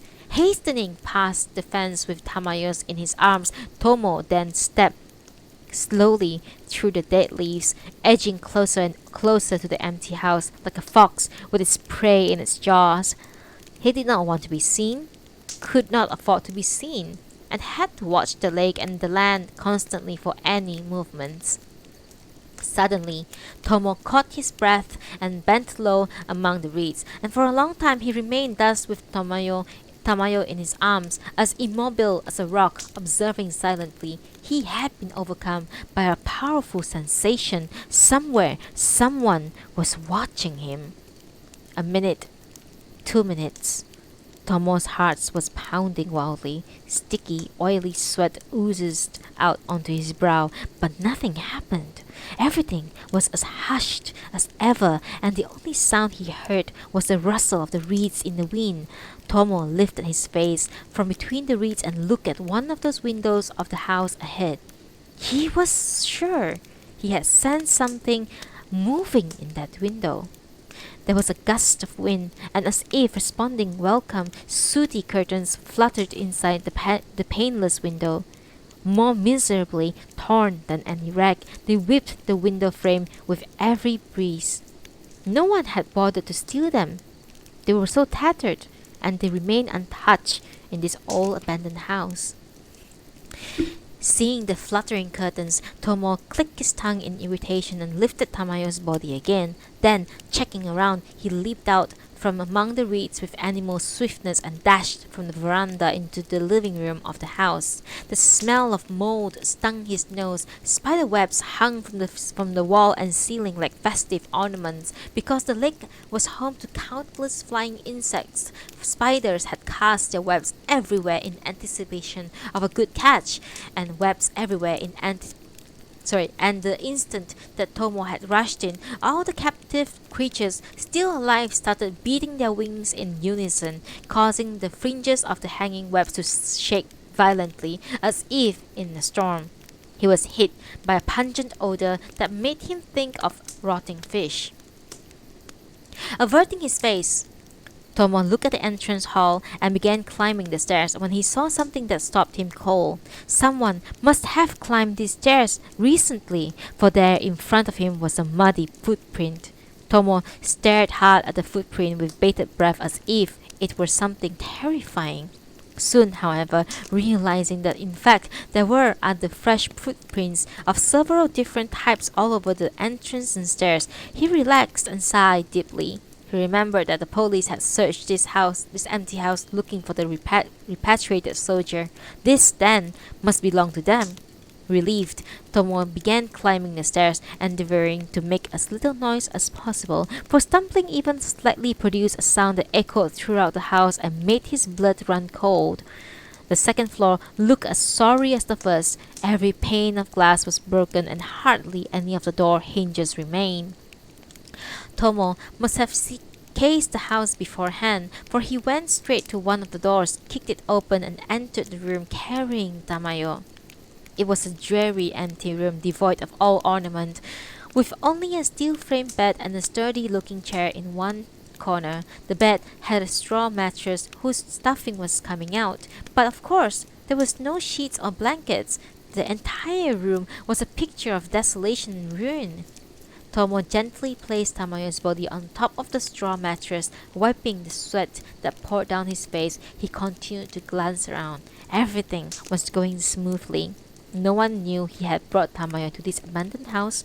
It would be all decided here and now. When it was over, everything would proceed as he planned. No matter how Tamayo cried or wailed, then the woman, the money, and the power would all be his. Tomo trembled with excitement, like a warrior going into a battle, his mouth dry and his knees shaking. He removed his necktie and quivering hand. He tore off his jacket and shirt and threw them on the chair. The brightness of the room made him uncomfortable, but unfortunately there was no shutter or curtain to cover the window. Biting his nails, Tomo looked around the room for a while, trying to come up with a plan, but soon he muttered, "Hell, what does it matter? No one is looking. Besides, the lady herself is sleeping soundly." Stooping over, Tomo began removing Tamayo's clothes piece by piece. As the gentle slope of her shoulders and the curve of her ample breast revealed themselves to him, Tomo could no longer control his excitement. His fingers shook as if in figure, and his breath came in rapid gusts. Just then, he heard it. A single faint knocking sound, followed by the creak of a floorboard. Tomo leaped away from the bed like a locust and braced himself, watching and listening, lying in wait for the attacking enemy, but he did not hear another sound. Tomo, however, was still worried and decided to investigate. There was nothing amiss, just a nest in a corner of the kitchen full of newborn baby rats. So that's all it was. Squealing rats, he thought to himself, clicking his tongue in disgust and climbing back upstairs. Tomo began to open the door to the room. Suddenly he caught his breath. When he walked out from this room a minute ago, he had left the door open. How could it be that it was now shut? Had it shut by itself? Perhaps blown by the wind? Placing his hand on the doorknob, Tomo opened the door cautiously. The room seemed unchanged. Relaxing, he walked up to the bed when suddenly he felt as if he had been struck by lightning. Someone had placed Tamayo's jacket over her bare breast. Tomo could not move. It seemed as if the soles of his shoes were stuck on the floor. He was not a daring man to begin with. In fact, he was exceedingly cowardly. Today's undertaking, therefore, had required tremendous determination on his part, and he had been continually jumpy even after setting his plan into motion. Tomo was drenched with sweat, his mouth parched and the depth of his throat burning. He wanted to say something, but his tongue seemed tied in knots, and all he could finally manage was, Who's there?" Then, as if in reply, he heard the floorboard creak on the other side of the door to the adjoining room. Yes, there was someone in the other room. Why had not he checked it out before? The eyes that had been watching him from the window had not been a product of his imagination. Whoever it was had been hiding in this house, in the very next room. Why had not he checked it out earlier? "Who is it? Come out! Who's hiding there?" Immediately the door started opening, slowly, little by little. Then Tomo saw the figure of a man standing there, a man who appeared to be a repatriated soldier, with a field cap pulled low over his brow and face hidden with a muffler. About an hour later, Monkey received a strange phone call at the Inugami villa. "Hello? Is this Monkey? I want to make sure I'm speaking to Monkey. Me? It doesn't matter who I am. I just want to let you know about Miss Tamayo. You will find her in the abandoned house in Toyohata village. You know, the one the Inugamis used to live in a long time ago. Go up the stairs and in the room immediately to the left. Please go for her right away. Don't sound an alarm though, because it would be embarrassing for her if people found out about it. So it would be best if you did everything alone. Oh, and you'll find her still sound asleep. But you need not worry about that. She'll wake up when the effects of the drug wear off, alright? I'm counting on you. Remember, go as quickly as you can. Goodbye." The next chapter? A sip of coffee first.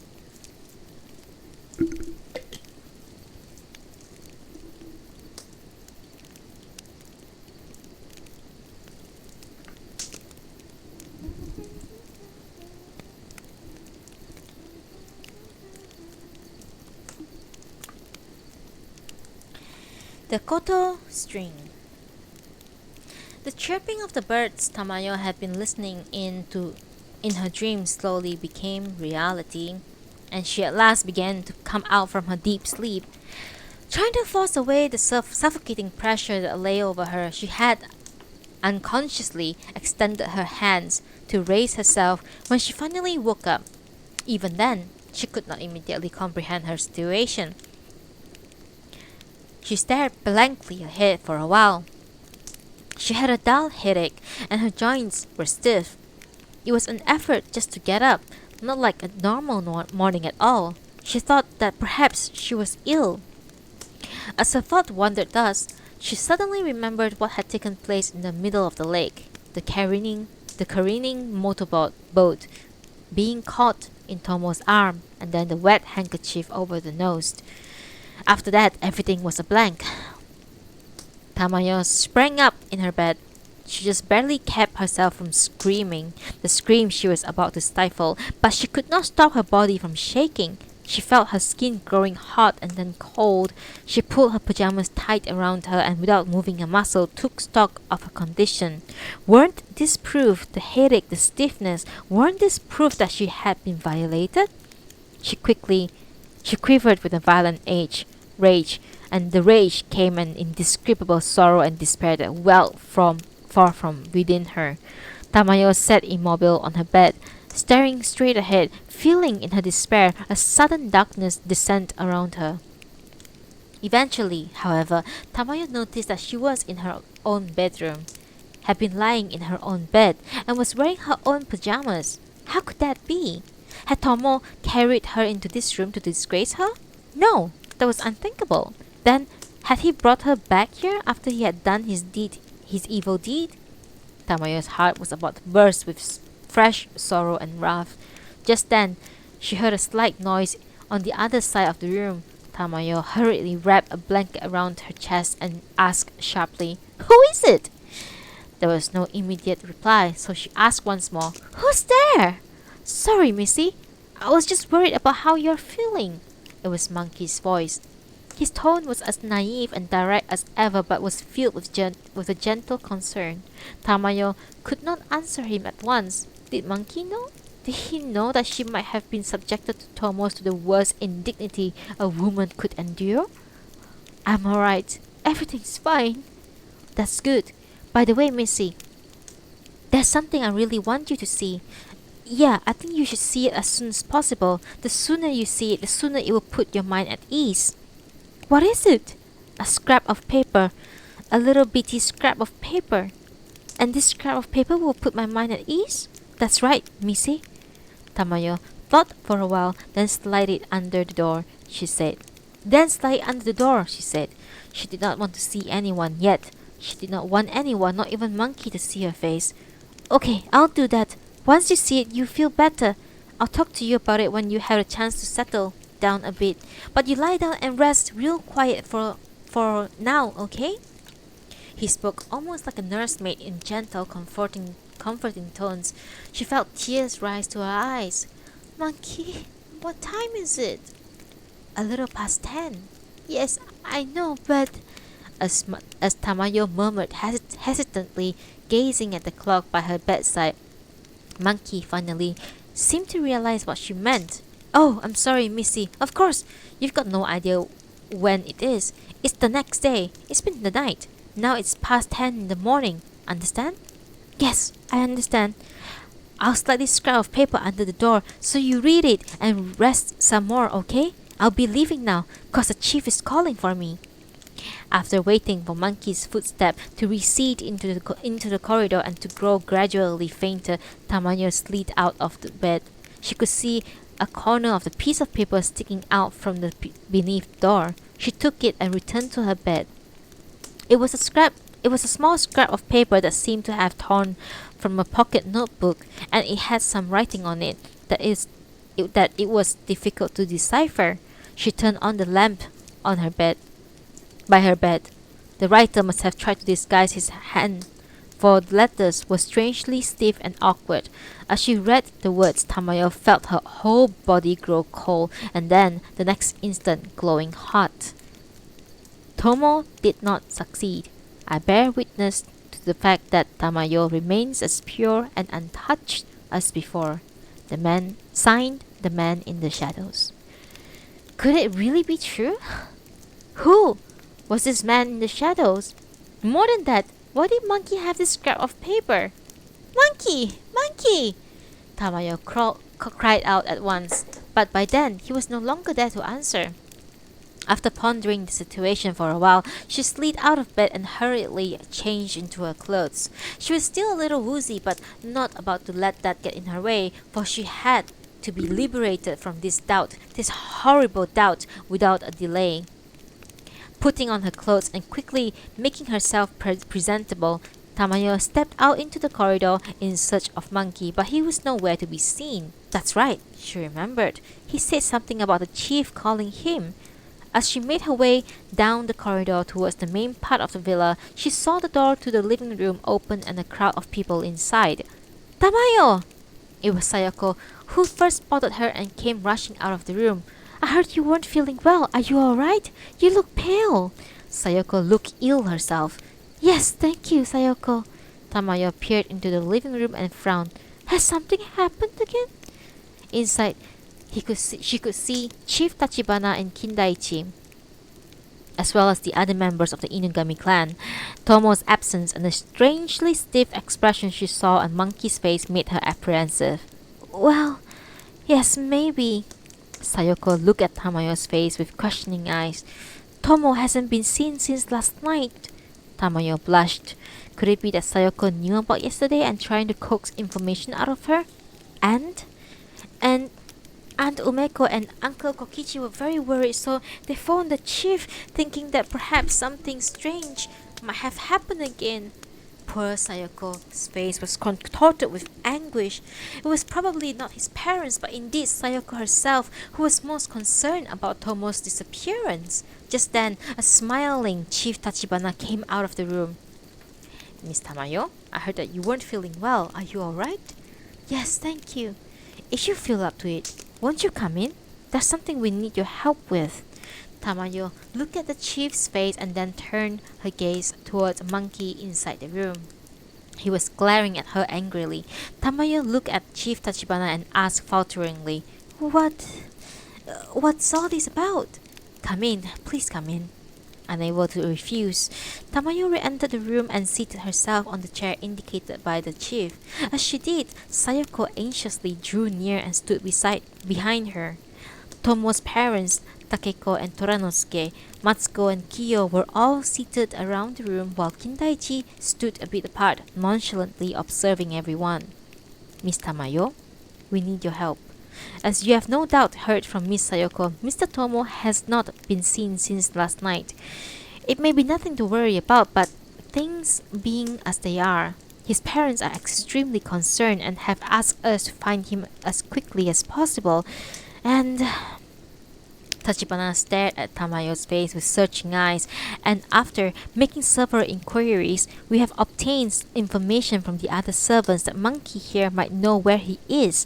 So we have been questioning him, but he refuses to speak, saying that since it concerns you as well, he will not say anything unless he has your permission. So we would like you to help by asking Monkey to tell us everything. Hello. Hello, David. Welcome back. Thank you for dropping by. Tamayo felt her blood run cold, finally realizing what she had walked into. The chief did not know anything. It was because he did not know that he could make such a request so mercilessly without any compunction. Tamayo closed her eyes in agony, and just then she felt someone grasp her arm strongly. Lifting her eyes, she saw Sayoko, eyes brimming with tears, gazing at her in entreaty. Unconsciously, Tamayo squeezed the note from the man in the shadows more tightly in her hand. Yes, in fact, I wanted to ask Monkey about that too. Before we hear Monkey's story though, I would like you to hear mine first. Unless you do, the facts may be out of sequence and difficult to understand. Tamayo's cheeks were deathly pale, and the hands she had placed on her lap trembled slightly. Despite this, she related her previous day experiences in the middle of the lake without faltering. Besides, there was not that much to tell. When Tamayo had finished her tale, everyone looked at her stunned. Umeko and Kokichi, Tomo's parents, exchanged glances. Chief Tachibana, having realized his mistake in forcing this cruel tale out of Tamayo, kept coughing awkwardly. Sayoko, meanwhile, grasped Tamayo's hand, her eyes wide with emotion. Tamayo squeezed her hand in return and went on. So I don't know anything that happened after I got into the motorboat, where Tomo took me or what he did. She hesitated for a moment, but again gathered courage. I have no recollection of anything, but when I woke up just now, I was lying on my bed. Moreover, it seemed that Monkey knows how I got there. So I, more than anyone else in this room, want to hear Monkey's story. I want to know what Tomo did to me. Although she tried her best to calm herself, Tamayo felt an irrepressible rage burn forth within her like a blue-white flame, and her voice quavered and rose shrilly. Sayoko still held her hand sadly. All right, monkey, tell me. There's no reason to hesitate. I want you to tell me all you know. No matter how terrible it is, it's better I know for sure right now rather than find out later so I can be prepared. Missy, did you look at the scrap of paper? Yes, I did. And I would like to hear about this piece of paper too. Monkey lipped his lips nervously and began to talk in his muttering tone about the previous day. Unused to speaking much at all, he could not tell his tale smoothly. Chief Tachibana and Tamayo had to guide him on at times with helpful remarks. According to Monkey, at around 4 o'clock the previous afternoon, he had received an anonymous phone call telling him of Tamayo's whereabouts. Monkey did not really understand what the caller was talking about, but he said that Monkey should not make a big commotion because that would embarrass Tamayo, and that he should go to her quietly without telling anyone. After the caller had said what he wanted to say, he hung up. He hung up. So you went to find Miss Tamayo? Yeah, he said not to tell anybody, so I went real quiet on the boat. And you found her in the empty house in Toyohata's village, just like the caller had said. Yeah. Can you be more specific about what you found there? Was Mr. Tomo no longer there? Missy was lying on the bed. I thought for sure she was dead. She looked so pale. But I found out right away she wasn't dead. She just breathed in some drug that made her sleep. I could smell it real strong around her nose and mouth. But Tomo, what happened to Tomo? Umeko's hysterical voice pierced the quiet room.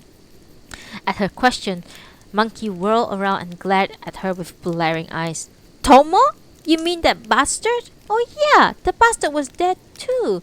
In the same room, but he couldn't do anything. He has been stripped naked and tied to a chair with a rope over and over. What's more, he was gagged. Never seen such a pitiful sight. Did you tie him up, Monkey? Kindaichi interjected calmly. Nope, not me. Not me. Probably the man in the shadows who telephoned me. Thank you.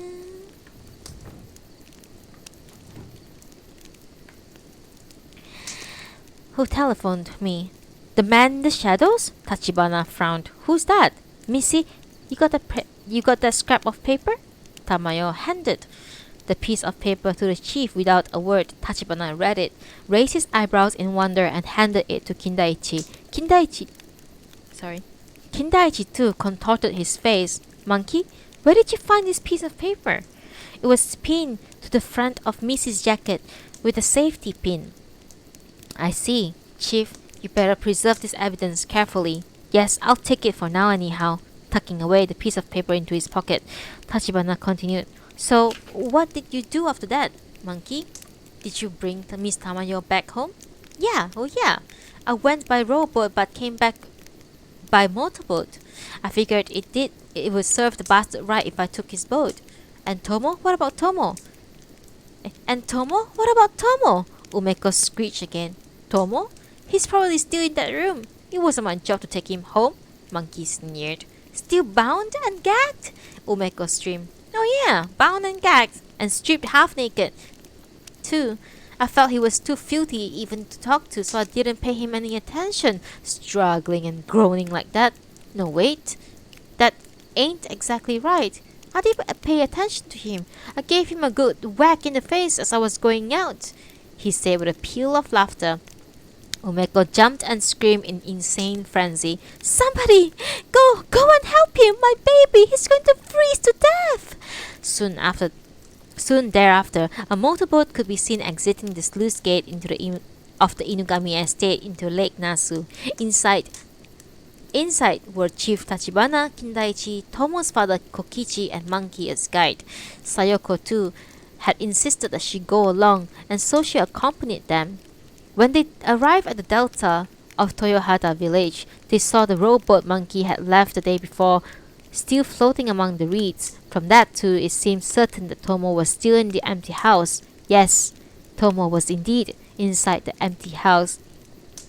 As the group, led by Monkey, entered the barren bedroom, they saw Tomo, naked from waist up, head hanging down on his chest, still gagged and bound to the chair with his hands tied behind him. Ha! The bastard's fainted! I'm sure he has learned his lesson now. Monkey spat out hatefully. Kokichi ran up to Tomo, hurriedly removed his gag and raised his son's face. At that moment, though, he released Tomo's head with a cry, so that it once again dropped forward as if the neck was broken. Then they saw it. Something strange wound around Tomo's neck. It was a koto string. The string had been wound around Tomo's neck 3 times, buried deep in the flesh, making horrible bruises. There was a jarring scream and someone collapsed on the floor. It was Sayoko. The next chapter. The unfortunate Sayoko. A koto string. Yes, a koto string. The Nasu police had been summoned to the scene, and as Kindaichi blankly watched them taking photographs with great commotion, a terrifying idea began to whirl around his head. When Take had been killed, his head severed from his body and substituted for that of a chrysanthemum doll. Kindaichi had agonized because he did not understand the significance of that act. Now, however, seeing a koto string wound around the neck of the second body, a terrible suspicion flashed through his mind like lightning. Yoki koto kiku, axe, zither, and chrysanthemum. With the koto string having been found around Tomo's neck, 2 of the 3 Inugami heirlooms were now seemingly connected with the murders. Was there really some connection? Of course, there was. There had to be. Just the one murder with the chrysanthemum doll could be attributed to chance, but a koto being involved in a second murder was too much to be coincidence.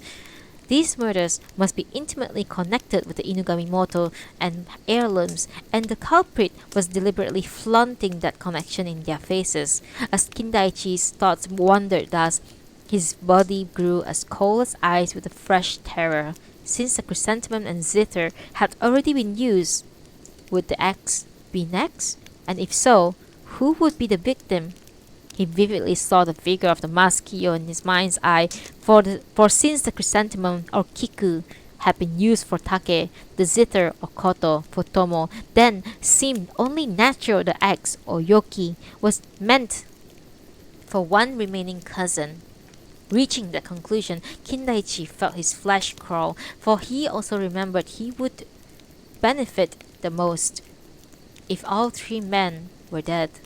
Just as police photographers acting on Chief Tachibana's orders had finished photographing Tomo's body from every angle, Kusuda, the medical examiner, came running into the room. Chief, another one? Hello, doctor. It's bad. I wish we didn't have to deal with cases like this. Shall I untie him? No, hold on a minute. Kusuda carefully examined the body still lashed onto the chair, and when finished, turned to Tachibana. You can untie him now. Have you taken the photographs? Yes, we have. Kawada, untie the rope. The chief called to one of his detectives. Wait, just a moment, please. It was Kindaichi, now who hastily stopped him. Chief, could you call Monkey in here? I want to check something again before you untie him. Summoned by one of the detectives, Monkey appeared. His face was rigid with tension. Monkey, I want to ask you one more time, just to make sure. Are you certain that when you came here yesterday, Tomo was bound in this chair? Monkey nodded grimly. And he was definitely alive at the time. Oh yeah. Did he say anything? Yeah, he was trying to, but he was gagged and all, so he couldn't really talk. You didn't even take off the gag. Monkey scowled angrily at Kindaichi, but immediately averted his eyes, saying, Of course! If I had known that this was going to happen, I would have taken off his gag and untied him too. Back then, I was just fuming mad. So you hit him? Monkey nodded grimly again, probably now regretting how he acted. Okay, I understand. What time was it when you left this place with Miss Tamayo? About 4:30, or maybe closer to 5. It was already dark outside. So between the 4:30 and 5, Tomo was still alive. I don't suppose you killed him as a parting shot. What? No, of course not. I just gave him a good whack. Monkey heatedly denied the accusation. Kindaichi calmed him down. One last question. Was Tomo exactly in this position, in this state, on the chair when you left him? Look at Knot, for example. I can't really say. I didn't look at him from up close or anything, so I don't know about the knot, but I think he looked about the same. Okay, thank you. You can go now. We'll call you if we needed you again. Waiting until Monkey had left, Kindaichi turned towards Tachibana. Chief, take a look. I want you to look at this closely before we untie the rope. See how there are abrasions all over Tomo's upper torso? They were clearly made by the rope.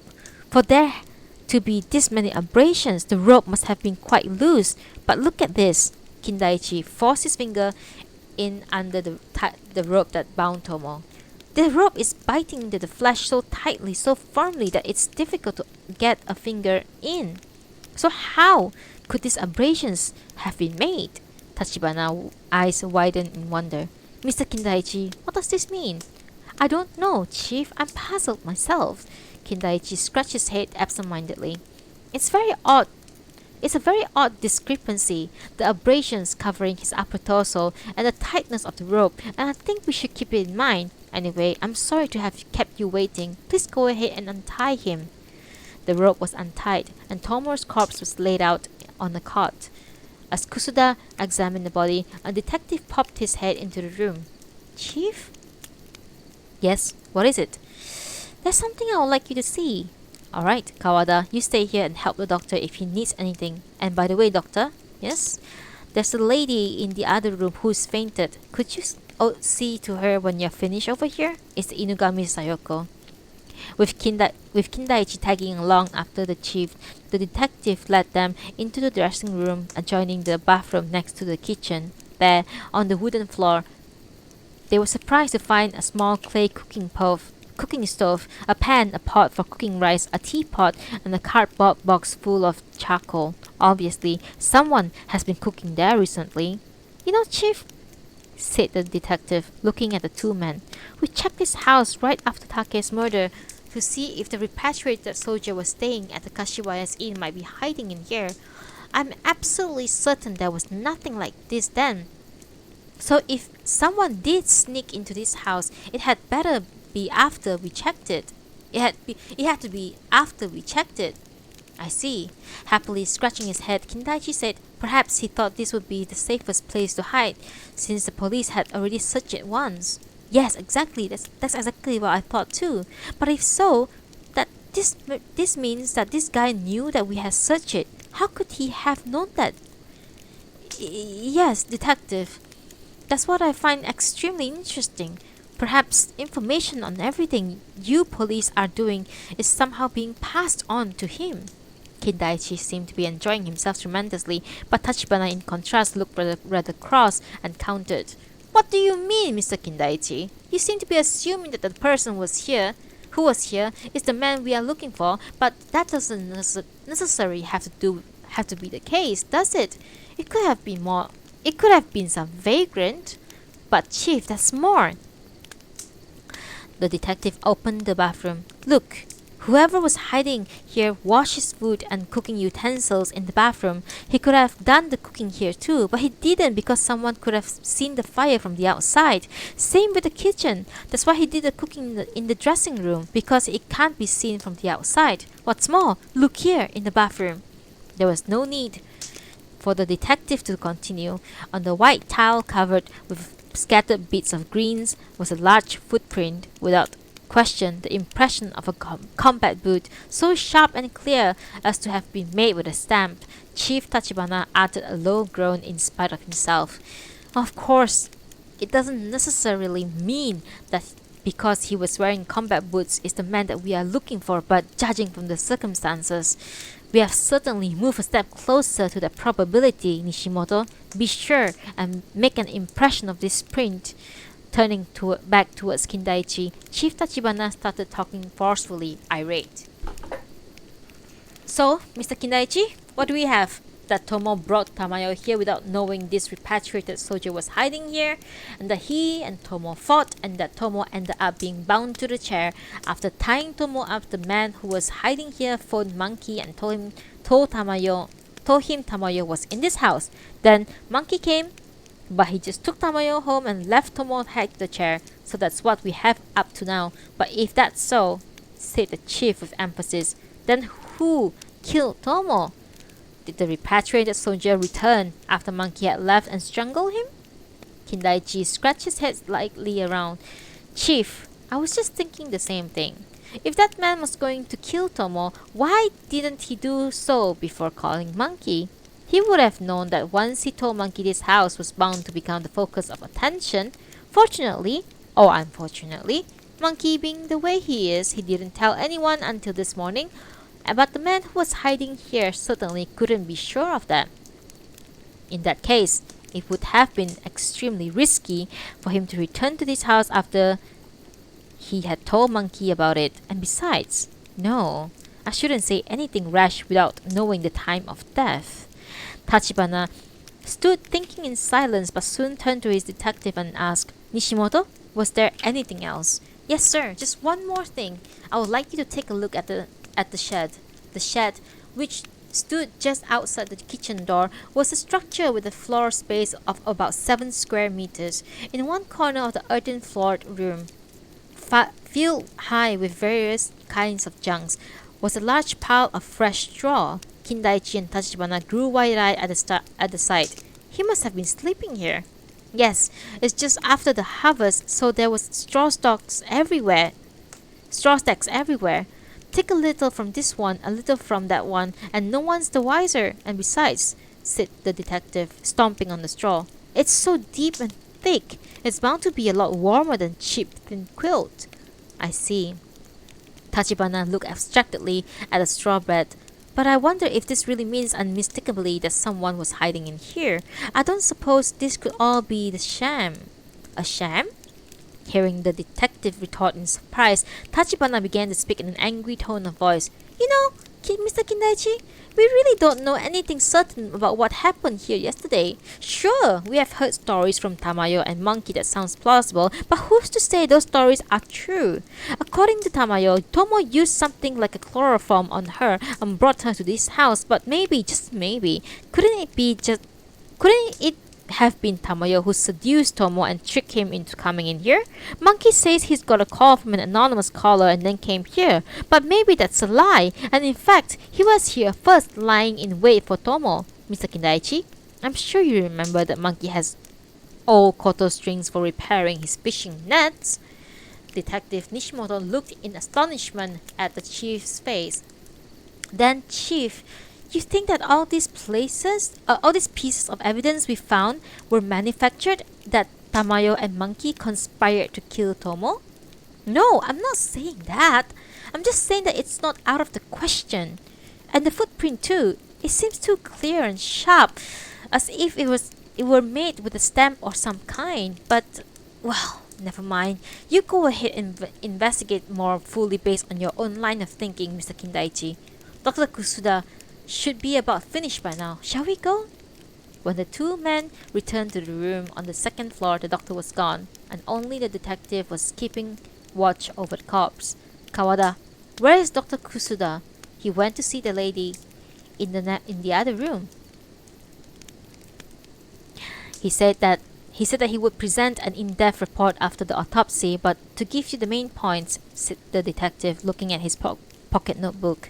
The time elapsed since death is approximately 17 to 18 hours. Therefore, counting back, that means the time of death was between 8 and 9 last night. Between 8 and 9 last night. Chief Tachibana and Kindaichi instinctively exchanged glances. According to Monkey, he left his house sometime between 4:30 and 5 in the afternoon. If so, it appeared that Tomo had remained alive and tied to this chair for 3 or 4 hours after Monkey had left. The detective continued, comparing the expressions on the two men's faces. Yes, sir. Between 8 and 9 last night, but there's something else that's strange. Dr. Kusuda says that the koto string wound around the victim's neck was placed there after after he was dead, and that he was actually strangled with something thicker like a rope of some kind. What? Chief Tachibana literally jumped in surprise, but just then, as if in response to his voice, there was a woman's shriek from another room. Kindaichi and the chief looked at each other aghast. They knew it was Sayoko, but they were taken aback by the pathetic, heart-wrenching sound. Chief, let's go see. Something has happened. Sayoko was being tended by Monkey and Kokichi in a room 3 doors down the hallway. The instant Kindaichi and Chief Tachibana stepped inside the room, however, they saw a sight that stopped them dead in their tracks. Sayoko, restrained on both sides by Monkey and Kokichi, with a face that showed that she was no longer sane.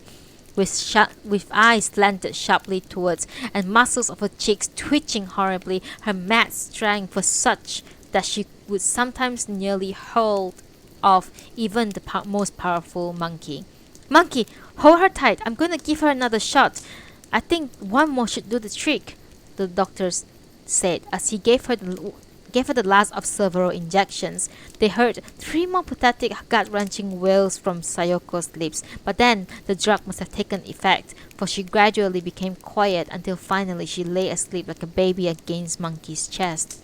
Poor girl, Kusuda muttered sadly as he put away his syringe. Her nerves must have simply snapped. I just hope that it's a transient episode. The words alarmed Tachibana. Doctor, then do you mean there's a danger to insanity? I can't say anything for sure.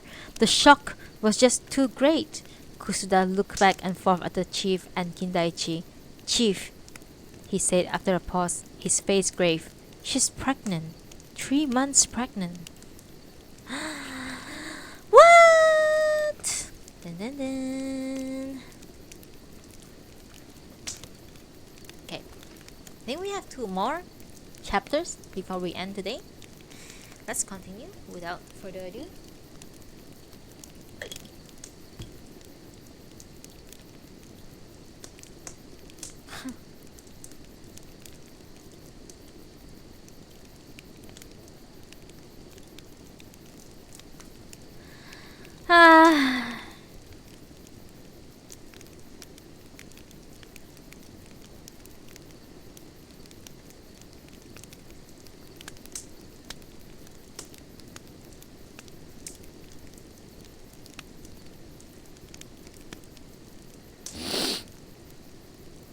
One moment, please.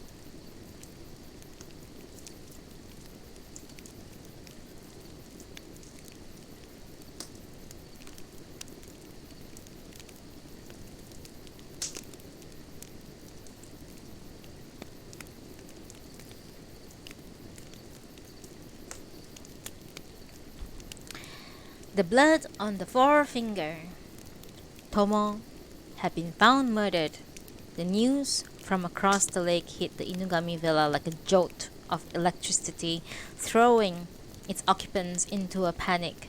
Needless to say, the one who received the greatest shock was Tomo's mother, Umeko, whose usual hysteria, already aggravated by worry and anguish since the previous night, finally exploded in response to the dire news.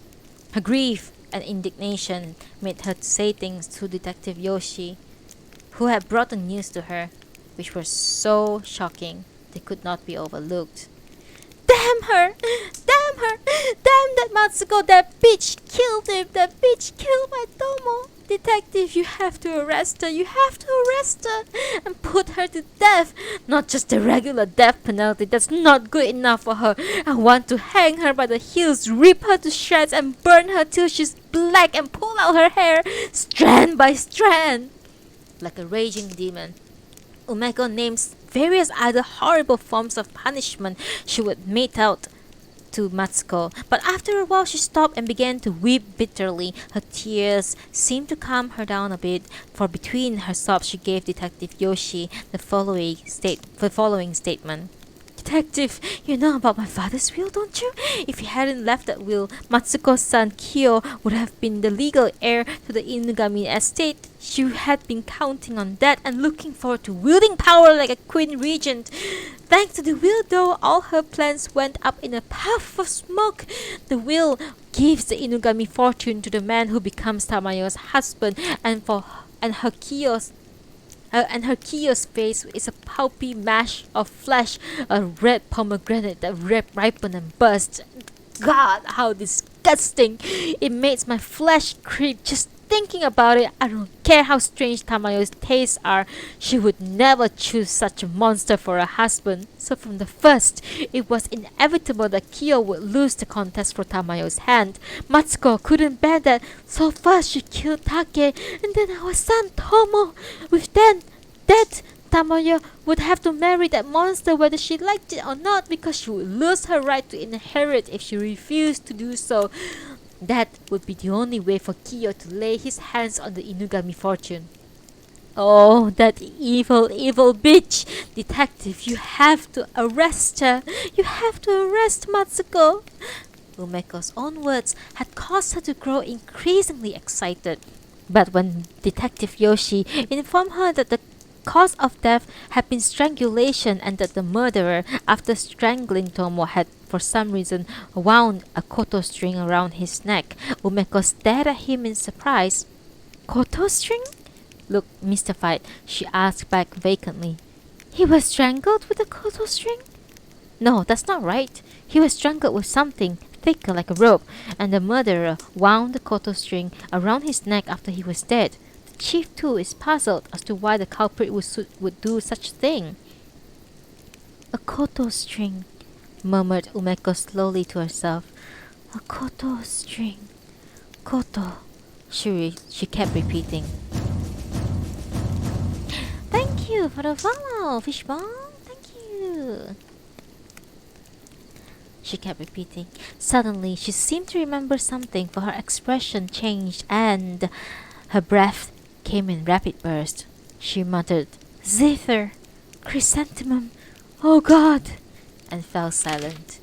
After Umeko, the one who was the most shocked by the report from Toyohata village was, needless to say, Sayoko's mother, Takeko.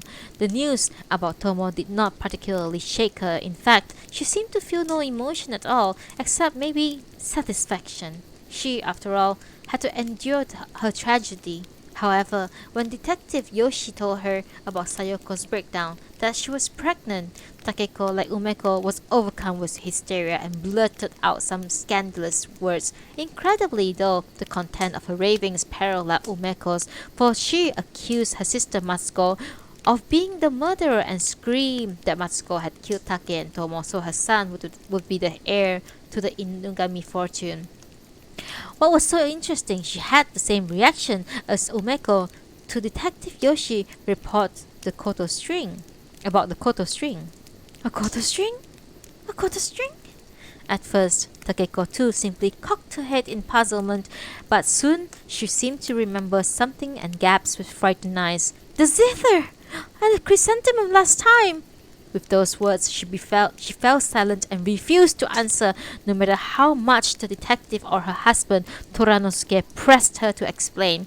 After a while, she stood up, as pale as a ghost. I'm going to discuss this with Umeko, although I don't see how it could be possible. It scares me. Perhaps after I discuss it with her, I might be able to tell you about it, she said, and staggered out of the room, as if in a trance. Least upset by the report from Toyohata's village was, of course, Kiyo's mother, Matsuko. When Detective Yoshi came finally to her room, she was in the middle of a koto lesson with her teacher, Kokin Miyakawa. Kokin had been staying in Nasu at the time of Take's murder, but thereafter had been making the rounds of her student's home in Ina before returning the day before to her lodgings in Nasu. When the detective entered, Kiyo joined them. Seating himself wordlessly between his mother and Kokin, realized that Kokin would hear about it sooner or later anyway. The detective accepted her presence. He informed them all of Tomo's murder, as well as Sayoko's madness. Matsuko, the very picture of meanness, did not so much as twitch an eyebrow at the news. She continued to play her koto. Rather, it was Kokin, the koto teacher, who seemed the most affected by the detective's report. She had stopped playing the koto when the detective had walked into the room and had sat waiting politely. When she heard the account, she widened her almost sightless eyes into terror, shoulders shaking, and sighed deeply. Kiyo's reaction, on the other hand, was hidden behind his white mask, as ever expressionless and eerily mum. For a moment, an awkward silence fell across the room, but Matsuko calmly continued to play her koto. No doubt she was well aware how her sisters felt about her and was acting nonchalant to dispel any damning image they had created. Yet, her facade too began to crumble when the detective told her of the koto string wound around Tomo's neck. The chief finds that very peculiar. It would be one thing if he had been strangled but with the koto string, but he wasn't. Why would the murderer strangle him with some other rope, then wind a koto string around his neck afterwards as if he had been strangled with him? Matsuko's koto playing gradually became faulty, clearly affected by the detective's words. Still, she did not stop.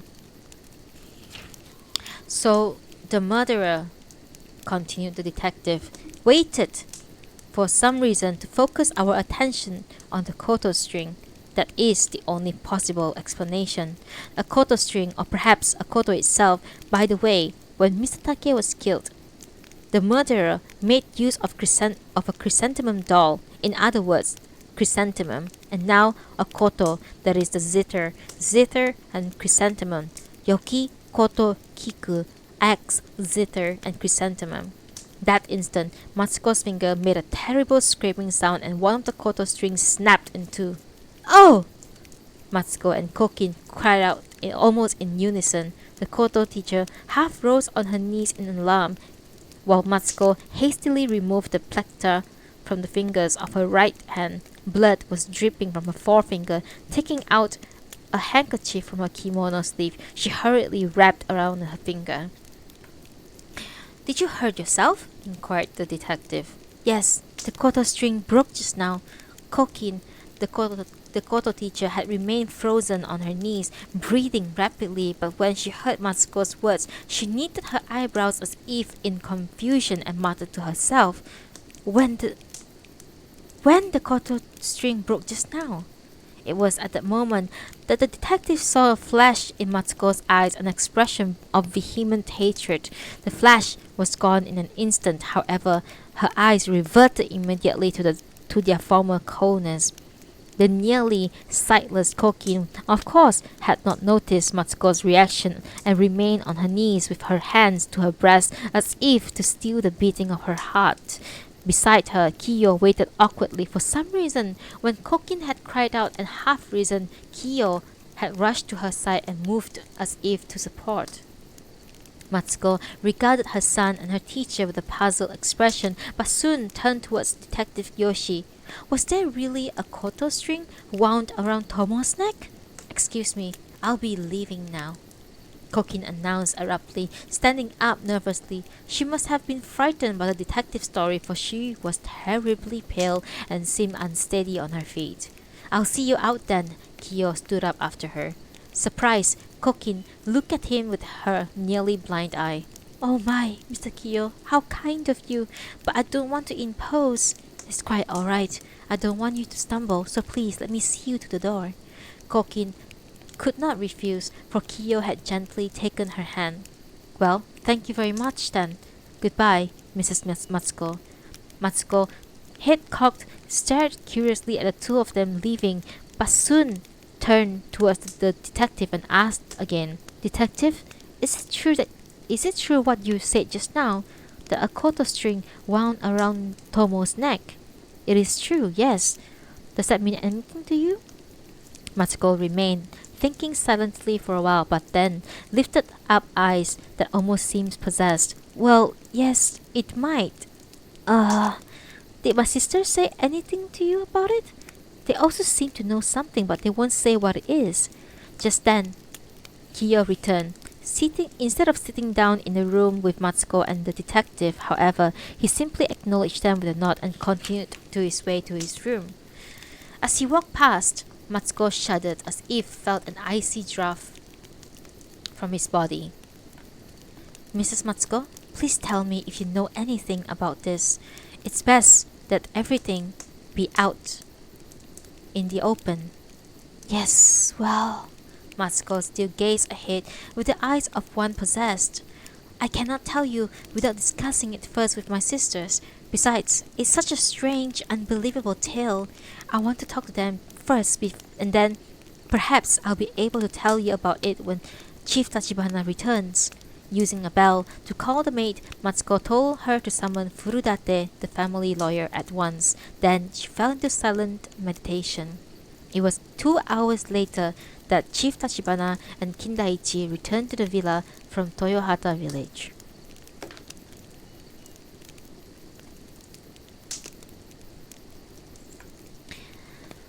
Okay,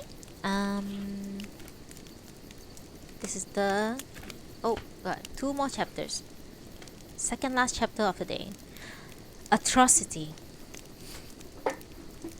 In the large tatami mat room deep inside the Inugami villa, the photograph of the late Saihei Inugami, his refined features showing even in old age traces of his former attractiveness, still stood covered with large chrysanthemum blossoms on the plain wood altar at the head of the room. Today again, 2 more people, a man and a woman, were missing from the assembled members of the Inugami clan. One had to wonder what Saihei, looking out from the photograph on the altar, must have thought, seeing that key members of his family had disappeared, like teeth of the comb falling out. Every time they gathered in this room, the other day it was Take, now today it was Tomo and Sayoko. The latter, temporarily affected by the terrible shock she had received, might return to her normal condition some day, but the former, whose body at that moment was lying on a table in Nasu Hospital being autopsied by Dr. Kusuda, would never attend a family conference again. Thus, except for the missing Shizuma Aonuma, the sole surviving male related by blood to Saihei Inugami was now Kiyo, who sat like a lifeless statue in his white rubber mask, enveloped in otherworldly stillness. The stillness of a mysterious marsh deep in the mountains that had laid unknown to humans since ancient times. Near Kiyo sat Matsuko, a bit apart from Takeko and her husband Toranosuke. And still further away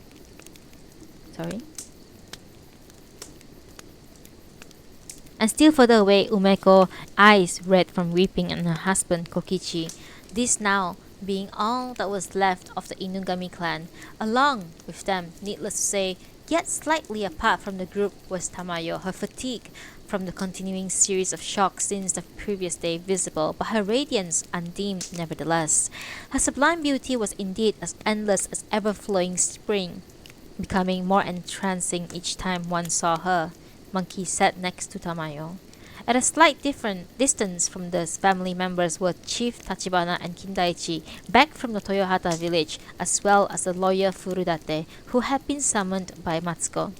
Also present was Detective Yoshi, who had returned from the village ahead of the others, bearing bad news. Everyone looked like they are choking from tension, waiting for the unveiling of the monumental secret.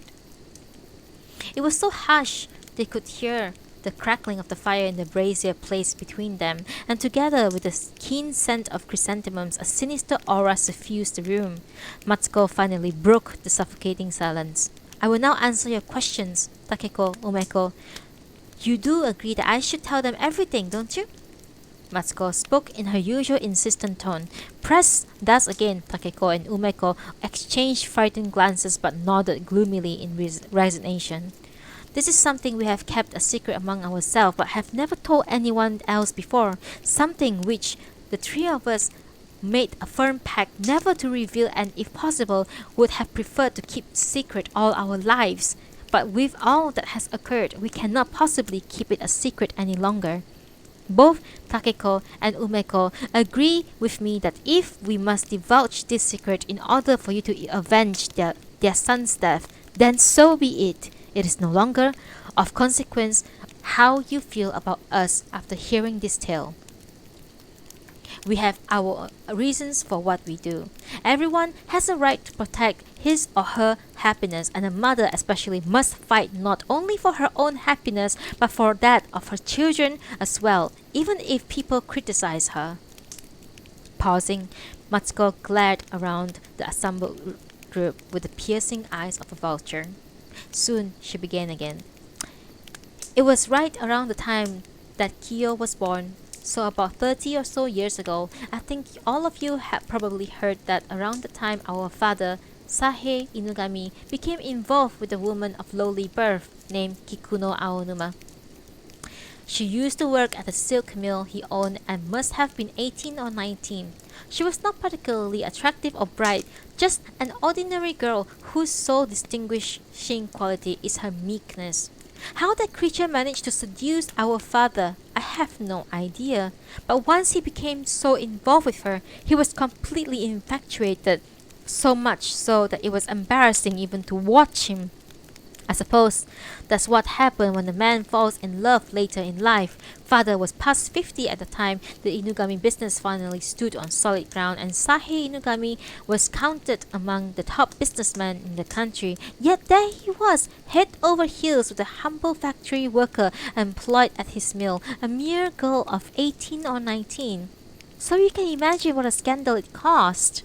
Even now, Matsuko's voice quivered with renewed anger. Maybe father at least had some scruples when he thought of us, for he had the sense not to bring her to this villa. He purchased a house on the outskirts of town and had her live there. At first, he would go there off and on, being careful not to be seen, but gradually he became more brazen, until finally he was more or less there all the time. I'm sure you can see how embarrassing it was for all of us. Matsuko's tone became increasingly heated as she continued. People were extremely critical. Just some ordinary rich man, the type you find anywhere, acting like a young fool wouldn't have caused that much gossip. But here was this leader of the Shinshu business world, a renowned representative of the Nagano prefecture, a man who people called the father of Nasu, disgracing himself. The taller the tree, the more wind it catches, and the more famous and more important father became, the more enemies he acquired. Political enemies, business enemies, all kinds of enemies. Oops. Hello, nice to meet you. Please have a seat. Those people, seeing a chance to undermine him, seized the opportunity. They had scandalous articles about him published in the newspapers, and outlandishly lewd jingles spread far and wide. Really, when I remember those times, I cringe at what we had to endure. If it had been only that, though, if it was just being made an object of people's ridicules, we could endure it somehow. But then I heard a rumor that I just could not forgive. Hello, welcome.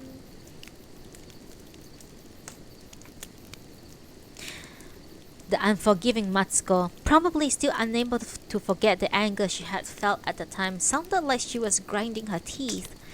People were saying that Kikuno was pregnant and that father intended to bring her to this house as his legal wife and throw us out into the street.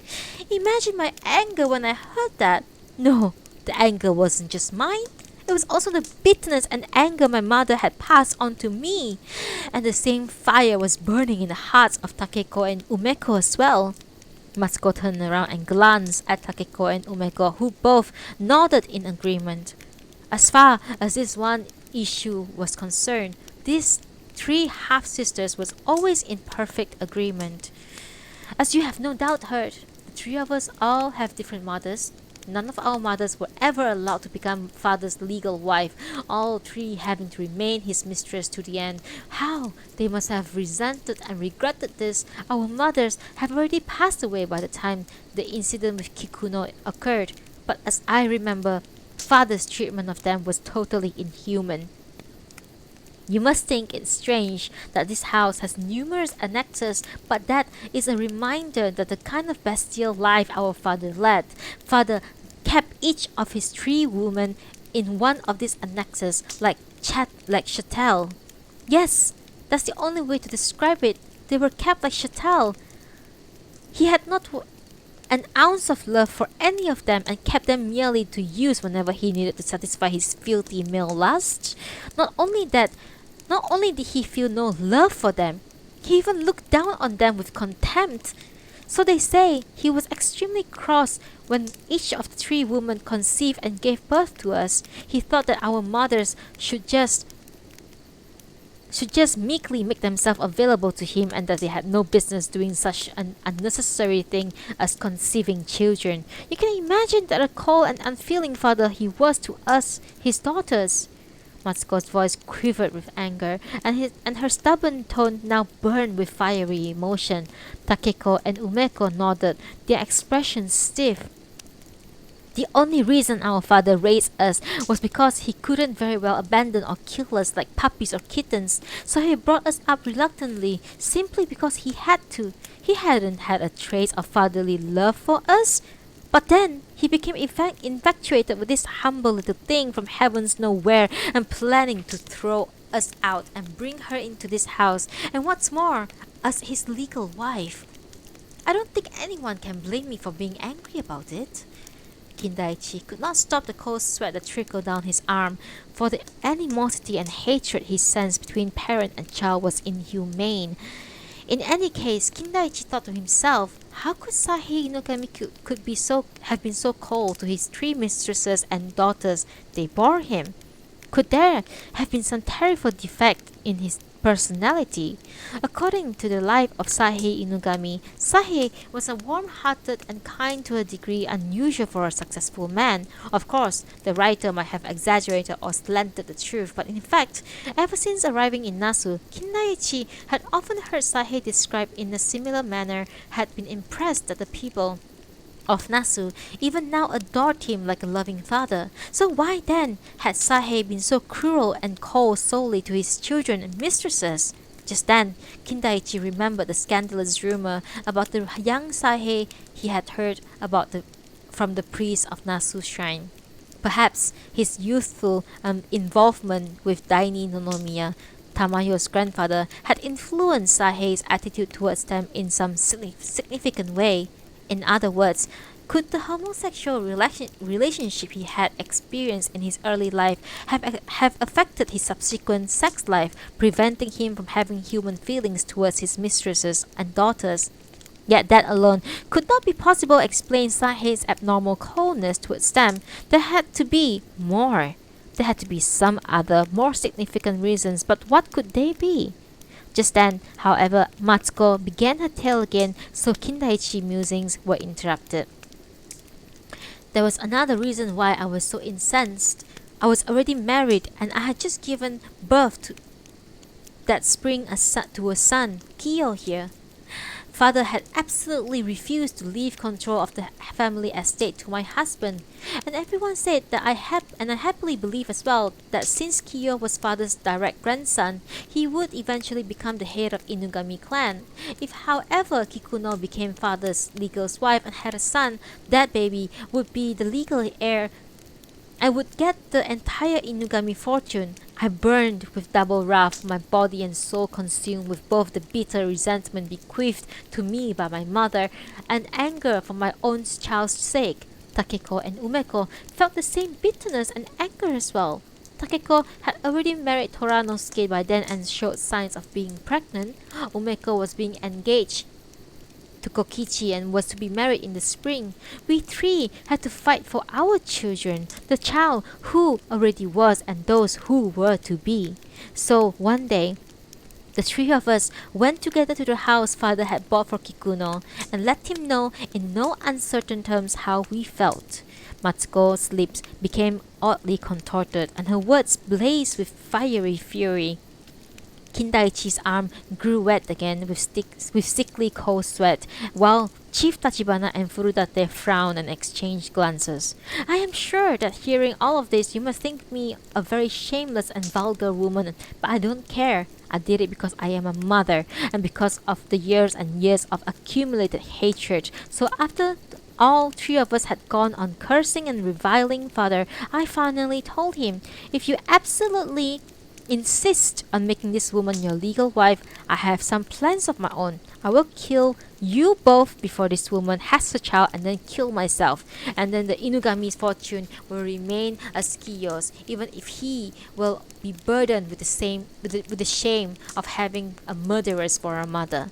Matsuko raised the corners of her mouth in grotesque smile and glared at the others in the room. Thank you for the follow. Thank you for the follow. Glad. Kindaichi, struck with terror, look at Tachibana and Furudate. What unspeakable hatred between flesh and blood. What a terrifying picture of enmity between father and child. He felt uncomfortable just sitting there. Matsuko continued.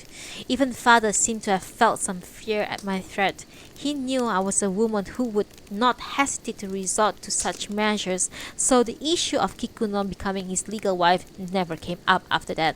Father wasn't the only one who was frightened. Kikuno, being a woman, was even more so. She was scared out of her wits, so that finally, probably unable to endure the fear any longer, she ran away from the house and disappeared, even though she had almost reached the final month of her pregnancy.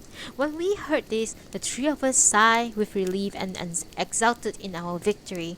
But little did we know that father had outwitted us. Again glancing sharply around the room, Matsuko went on. You all know about the three heirlooms of the Inugami clan, the axe, the zither, and the chrysanthemum. Yoki, Koto, Kiku, and what the significance they have for this family. Soon after Kikuno disappeared, we heard from one of the directors of the Inugami Foundation that the heirlooms were missing and that apparently father had given them to Kikuno. I was livid. I nearly suffocated from anger. I decided at the time, alright, if that's how he's going to play it, I'll play dirty too, and use any means I can, no matter how outrageous. The first thing we had to do was to find out Kikuno's whereabouts, even if we were to turn over every stone. To retrieve the axe, the zither, and the chrysanthemum, so we hired an army of people to search for her.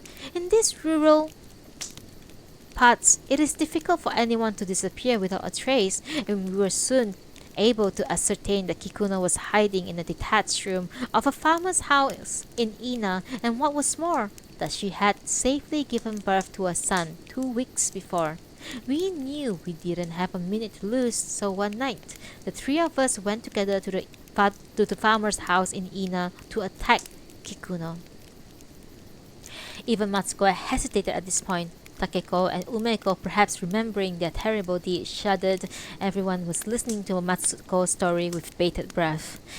It was a night so cold even the moon seemed frozen. Frost covered the grounds and glistened like snow. We first gave money to the farmer from whom Kikuno was renting her room and told him and his family to leave the house for a while. The authority in the Inugami clan extended even to Ina, so no one dared refuse us. Passing down the corridor into Kikuno's room, we found her lying on a futon in her robe, breastfeeding the family. When she saw us, she stared at us for a moment. The very picture of terror. But the next instant, she reached for an earthen teapot that was near her and threw it at us. The teapot hit the pillar, smashed into the pieces, raining scalding hot water down on us. This infuriated me. As Kikuno, with the baby in her arms, tried to flee from the veranda, I flung myself on her behind and grabbed the sash around her waist. It became untied and slipped off, causing her robe to fall open, but she leapt, rope flapping, down from the veranda. I caught hold of her collar, however, while Umeko took the baby from her, and as she struggled to get it back, the rope came off, and she was left standing there in her underwear. I seized her hair, pulled her down onto the frosty ground, grabbed a bamboo broom lying nearby, and beat her over and over. I could see countless welts rising on the pale skin. Blood started to flow. Takeko drew bucketfuls of freezing water from the well and poured it over her again and again. Despite the horrific scene she was describing, Matsuko showed almost no emotions whatsoever. Her face was without expression like a no mask, and her voice droned on monotonously as if she was reciting something from her memory. Her very lack of emotion made the listeners feel even more vividly the horror of what had occurred. Kindaichi shuddered at the atmosphere of evil that her words evoke. Until then, none of us had said a word, but soon Kikuno cried out, screaming and gasping, "What do you want with me?" So I told her, "You know damn well what we want. We came for the eggs, zither and chrysanthemum. Hurry up and give them to us." Kikuno, however, was surprisingly stubborn and would not give in easily. She kept saying that since Mr. Inugami had given them to the baby, she couldn't give them back to us. So I took up the broomstick again and I beat her over and over while Takeko poured bucketfuls of water over her.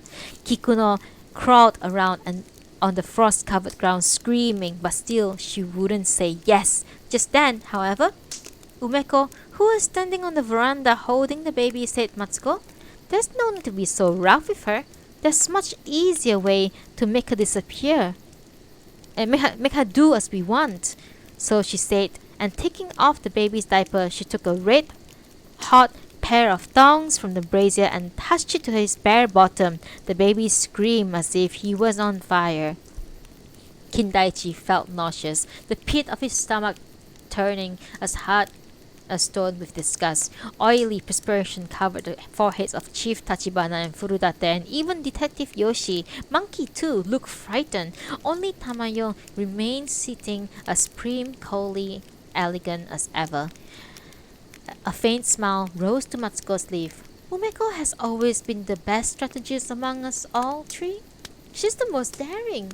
With Umeko's one stroke, Kikuno, as stubborn as she had been, finally gave in. Weeping as if she had gone mad, she returned to us the axe, zither, and chrysanthemum for which she had hidden above the ceiling panel in the closet. I was satisfied and was ready to go home when Takeko said, "Kikuno, you may look so sweet, but you certainly are a brazen thing. I know perfectly well that you have a lover back at the silk mill, and that you have been seeing him ever since.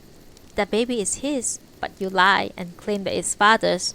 What a shameless bitch you are. Alright, I want you to write a statement and sign it. Sahe Inugami is not the father of my child. The father is another man."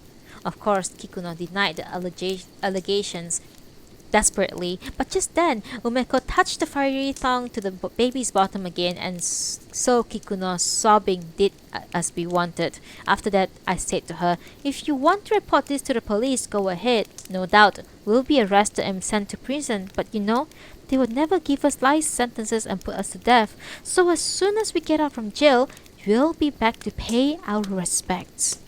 Takeko, too, said, "Kikuno, for your own good, you better never show your face around father or write to him ever again. We have hired a legion of private detectives, so no matter how you try to keep it secret, we'll know right away if you do. If we find out that you have contacted him, we'll come by to say hello again."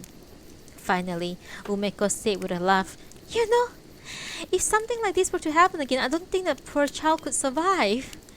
We thought that, having heard all that, Kikuno would never go back to father again.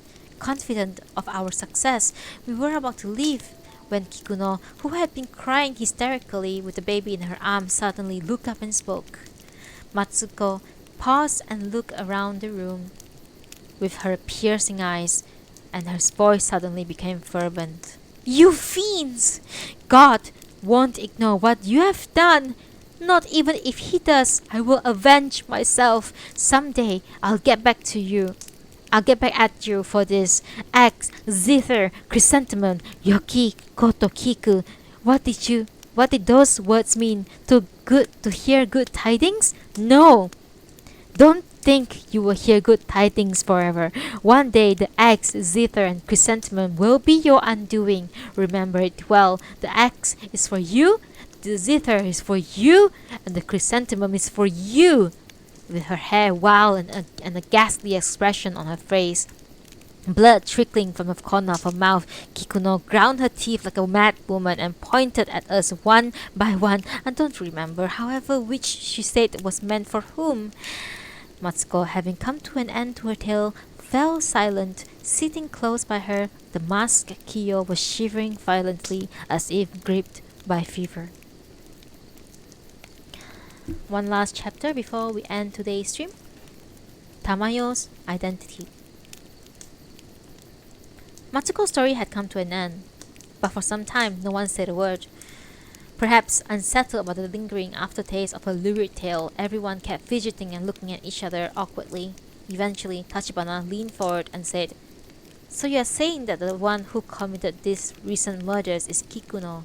"No, I don't remember saying anything of that kind," retorted Matsuko in her ever-honorary tone.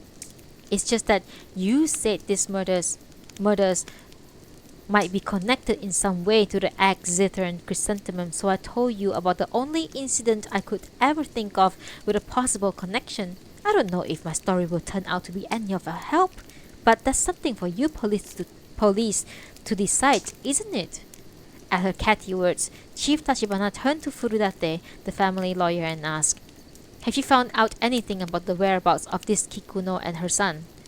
"Actually, I have been planning to come here today to report, even if I have not received a phone call from Mrs. Matsuko." "You have found something?" "Well, yes and no. I've obtained some information, but nothing useful."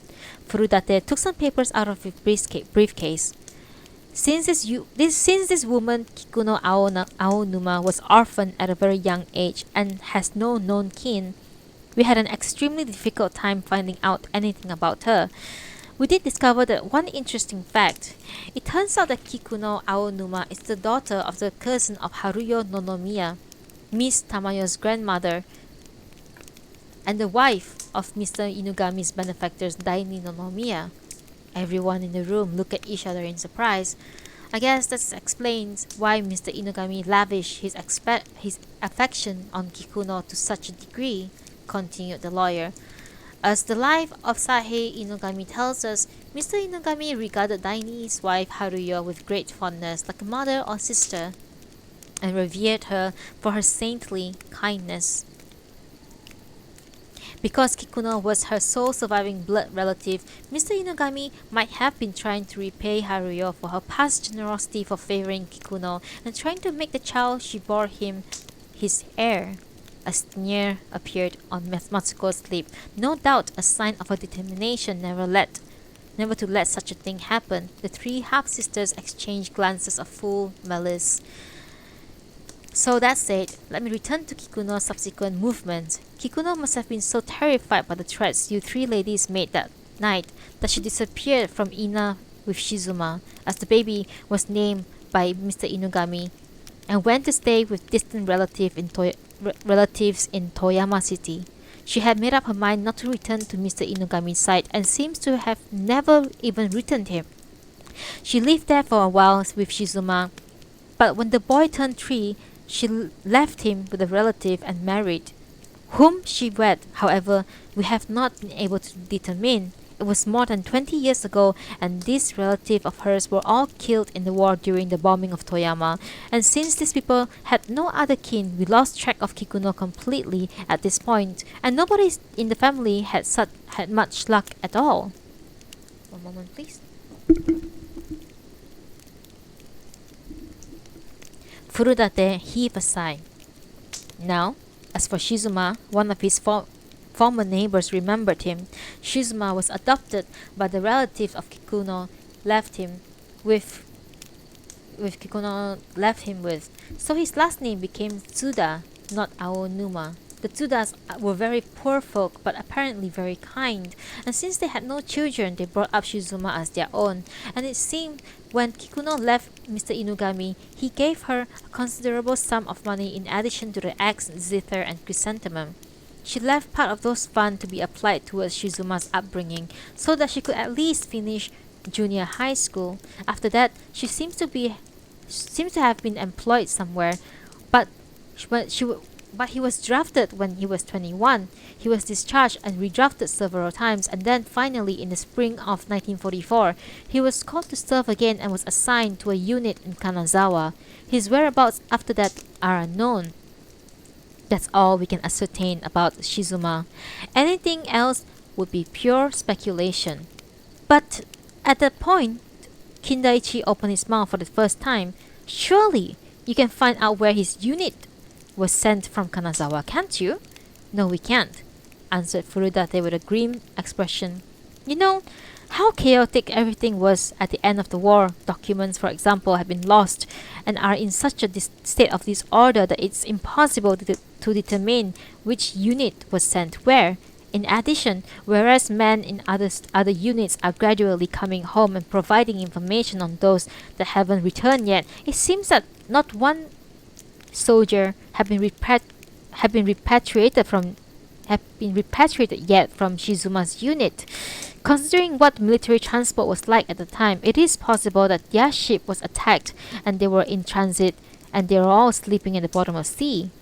Kindaichi felt indescribable gloom at Furudate's word. If what he said was true, what an unlucky star this young man Shizuma had been born under. Unable to declare his existence and insist on his rights at birth, he had even met an obscure end, born into obscurity, perishing into obscurity. Had Shizuma's life been literally just a fleeting dream? Kindaichi could not help but be moved to pity. We will continue to investigate, but it is our opinion that Kikuno's fate remains uncertain. Shizuma seems quite hopeless, although I pray that's not the case. Thus said Furudate in closing. He replaced the documents in his briefcase. A hushed stillness pervaded the room, and no one said a word. Perhaps mulling over what Furudate had said, they all sat staring vacantly ahead. It was Chief Tachibana who at last broke the silence and clearing his throat awkwardly. Well then, he said, turning to the members of the Inugami clan. Now that Mrs. Matsuko's explanation has given us a general understanding the connection between the axe, zither, and chrysanthemum and the recent murders, let us return to last night. I am sure you all have heard Mr. Tomo was found strangled to death inside the abandoned house in Toyohata village. The time of death is estimated to have been around 8 or 9 last night. The chief glanced around. Thank you. The chief glanced around at the faces of the people in the room. Therefore, I am afraid I must ask each one of you to tell me, what were you doing then? Mrs. Matsuko, will you start us off? Matsuko looked indignant and glared at the chief, but soon turning to Kiyo and said with perfect composure, Kiyo, what time was it when my Koto teacher left? Was it past 10? Kiyo nodded without a word. Matsuko turned again to Chief Tachibana. There you have it. Last night my Koto teacher, Kokin Miyakawa, arrived early in the evening and had dinner with me and then gave me a lesson until about 10 last night. I believe these two are aware of that too, for they must have heard the sound of Koto, she said, indicating Takeko and Umeko with her chin. About what time did you have dinner? About 7. After that we rested for a while and then I brought out the Koto. You can confirm it with her if you like. During that time, you never once left your room? A sardonic smile rose to Matsuko's lips. Well, it was rather a long time, so I did go to the bathroom 2 or 3 times, and oh yes, I went once to the main part of the house to get some koto string. I don't know if you are aware of it or not, but I've only moved to this annex because these people are staying in there. I usually live in the main part of the building, but even so, that must have taken 5 or 10 minutes. Some koto string? The chief knitted his eyebrows slightly and immediately thought the better of pursuing the line and said, And Mr. Kiyo? He stayed with us the whole time listening to our music and helping with things like serving tea. I think he also left the room a few times, but never long enough to be able to go to the Toyohata village. Matsuko smiled sardonically again and said, I think you'll be quite satisfied if you ask Mrs. Miyakawa. She has trouble with her eyes, but she's not blind, and she seems to have a sixth sense. Thus, Matsuko and Kiyo had alibis. As Chief Tachibana began to turn towards Takeko, Umeko interrupted from his side.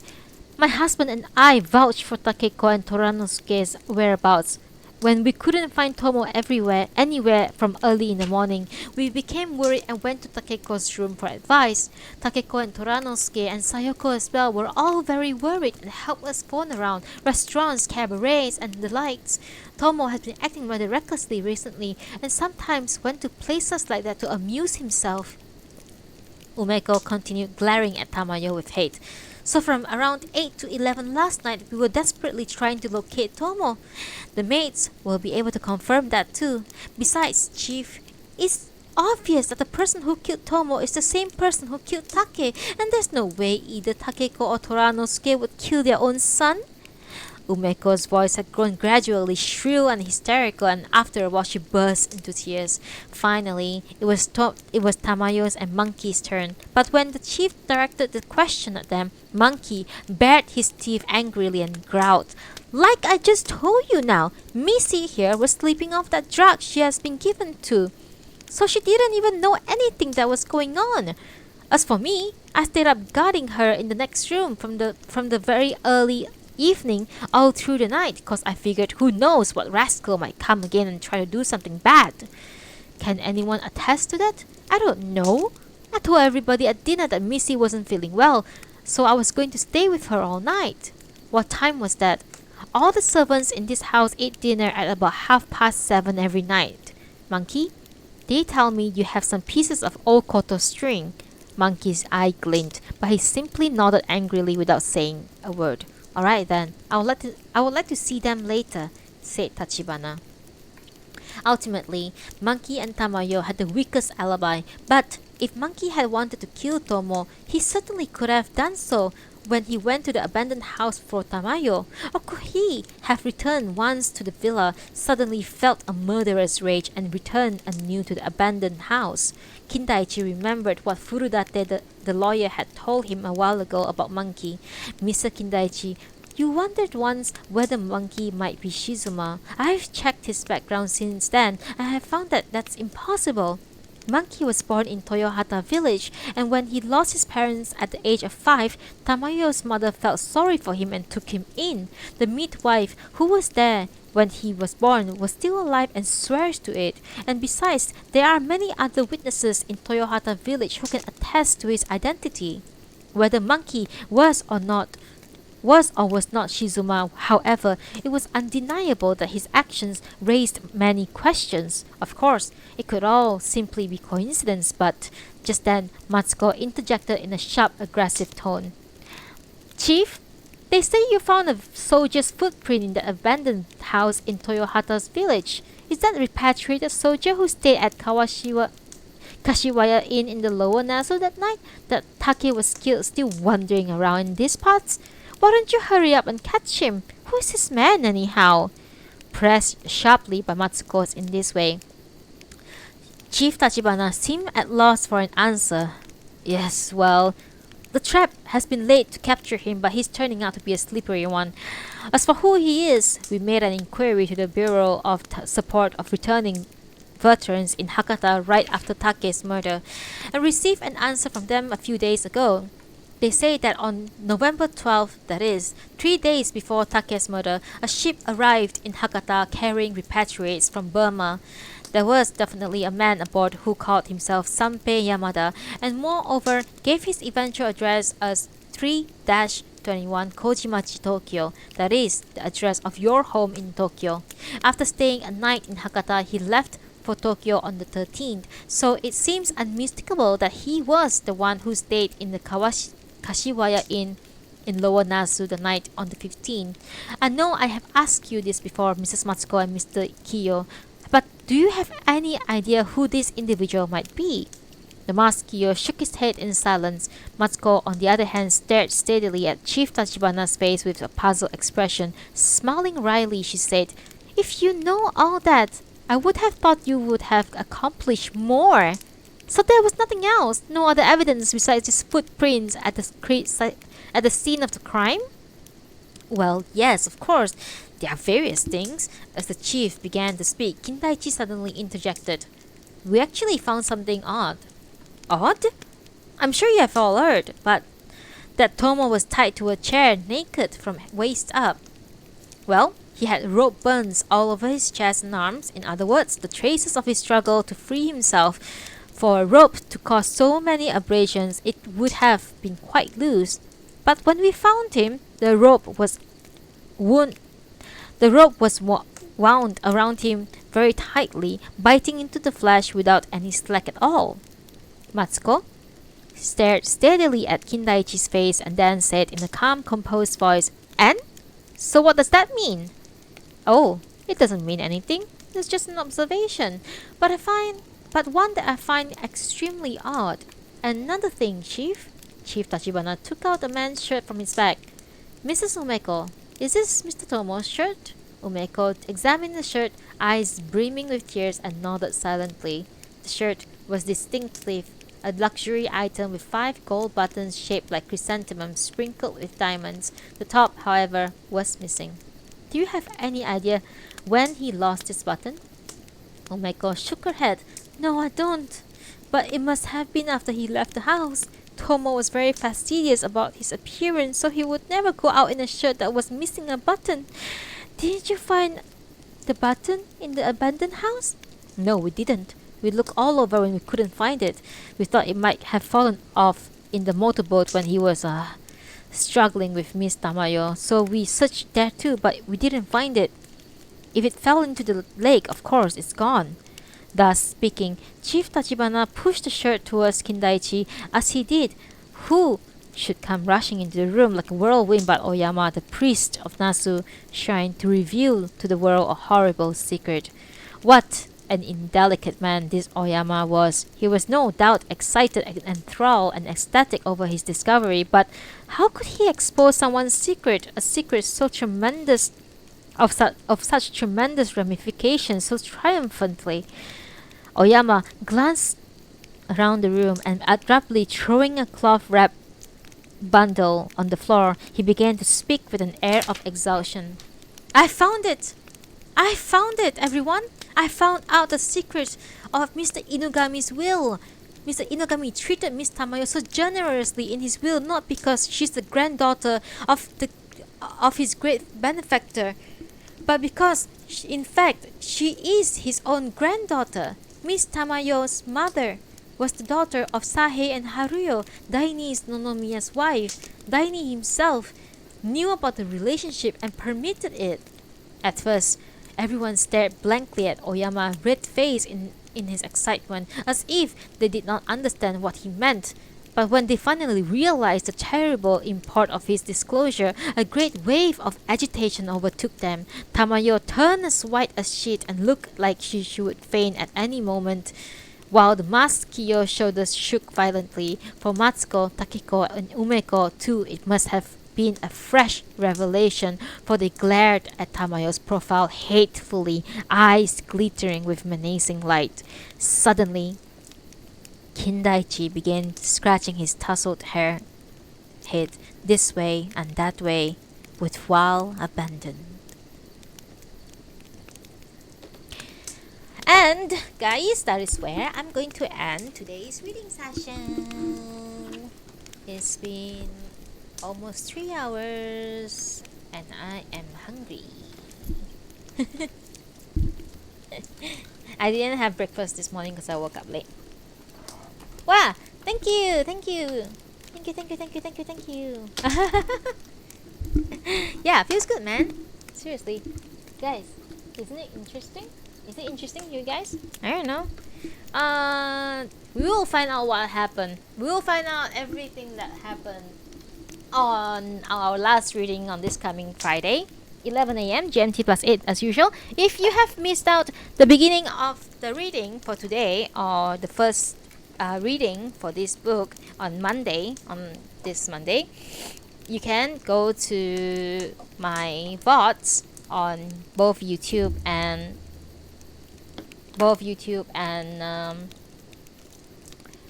whatchamacallit?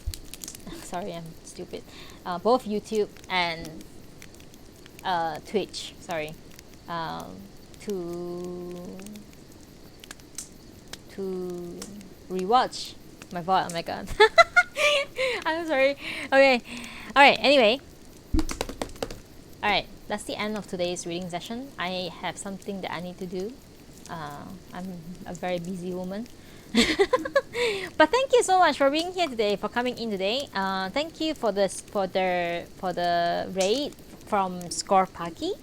I'm going to follow you as well. Thank you so much. Yeah, thank you so much, guys. Seriously, really appreciate it.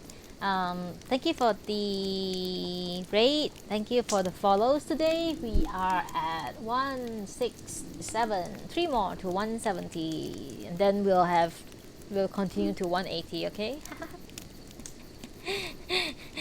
Thank you for the follows. Thank you for listening. Thank you for everything. I'm very hungry and I really want to eat. And I will see you guys very much. Sorry, wrong emote. I'll see you guys soon. Okay. Bots are available on my Twitch.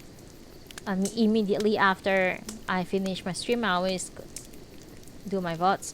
And I will export the VOD to my YouTube channel as well, so you can follow both sides. I mean, you don't have to subscribe to both sides. I mean, just do whatever you want, man. I don't really care. But it would be nice if you subscribe to my YouTube as well. It would be easier to watch from YouTube as well, I would say, because Twitch have some weird, like, first of all, it's very hard to find previous VODs from in Twitch because it's the layout is just horrendous. It's a lot easier to find VODs in my YouTube.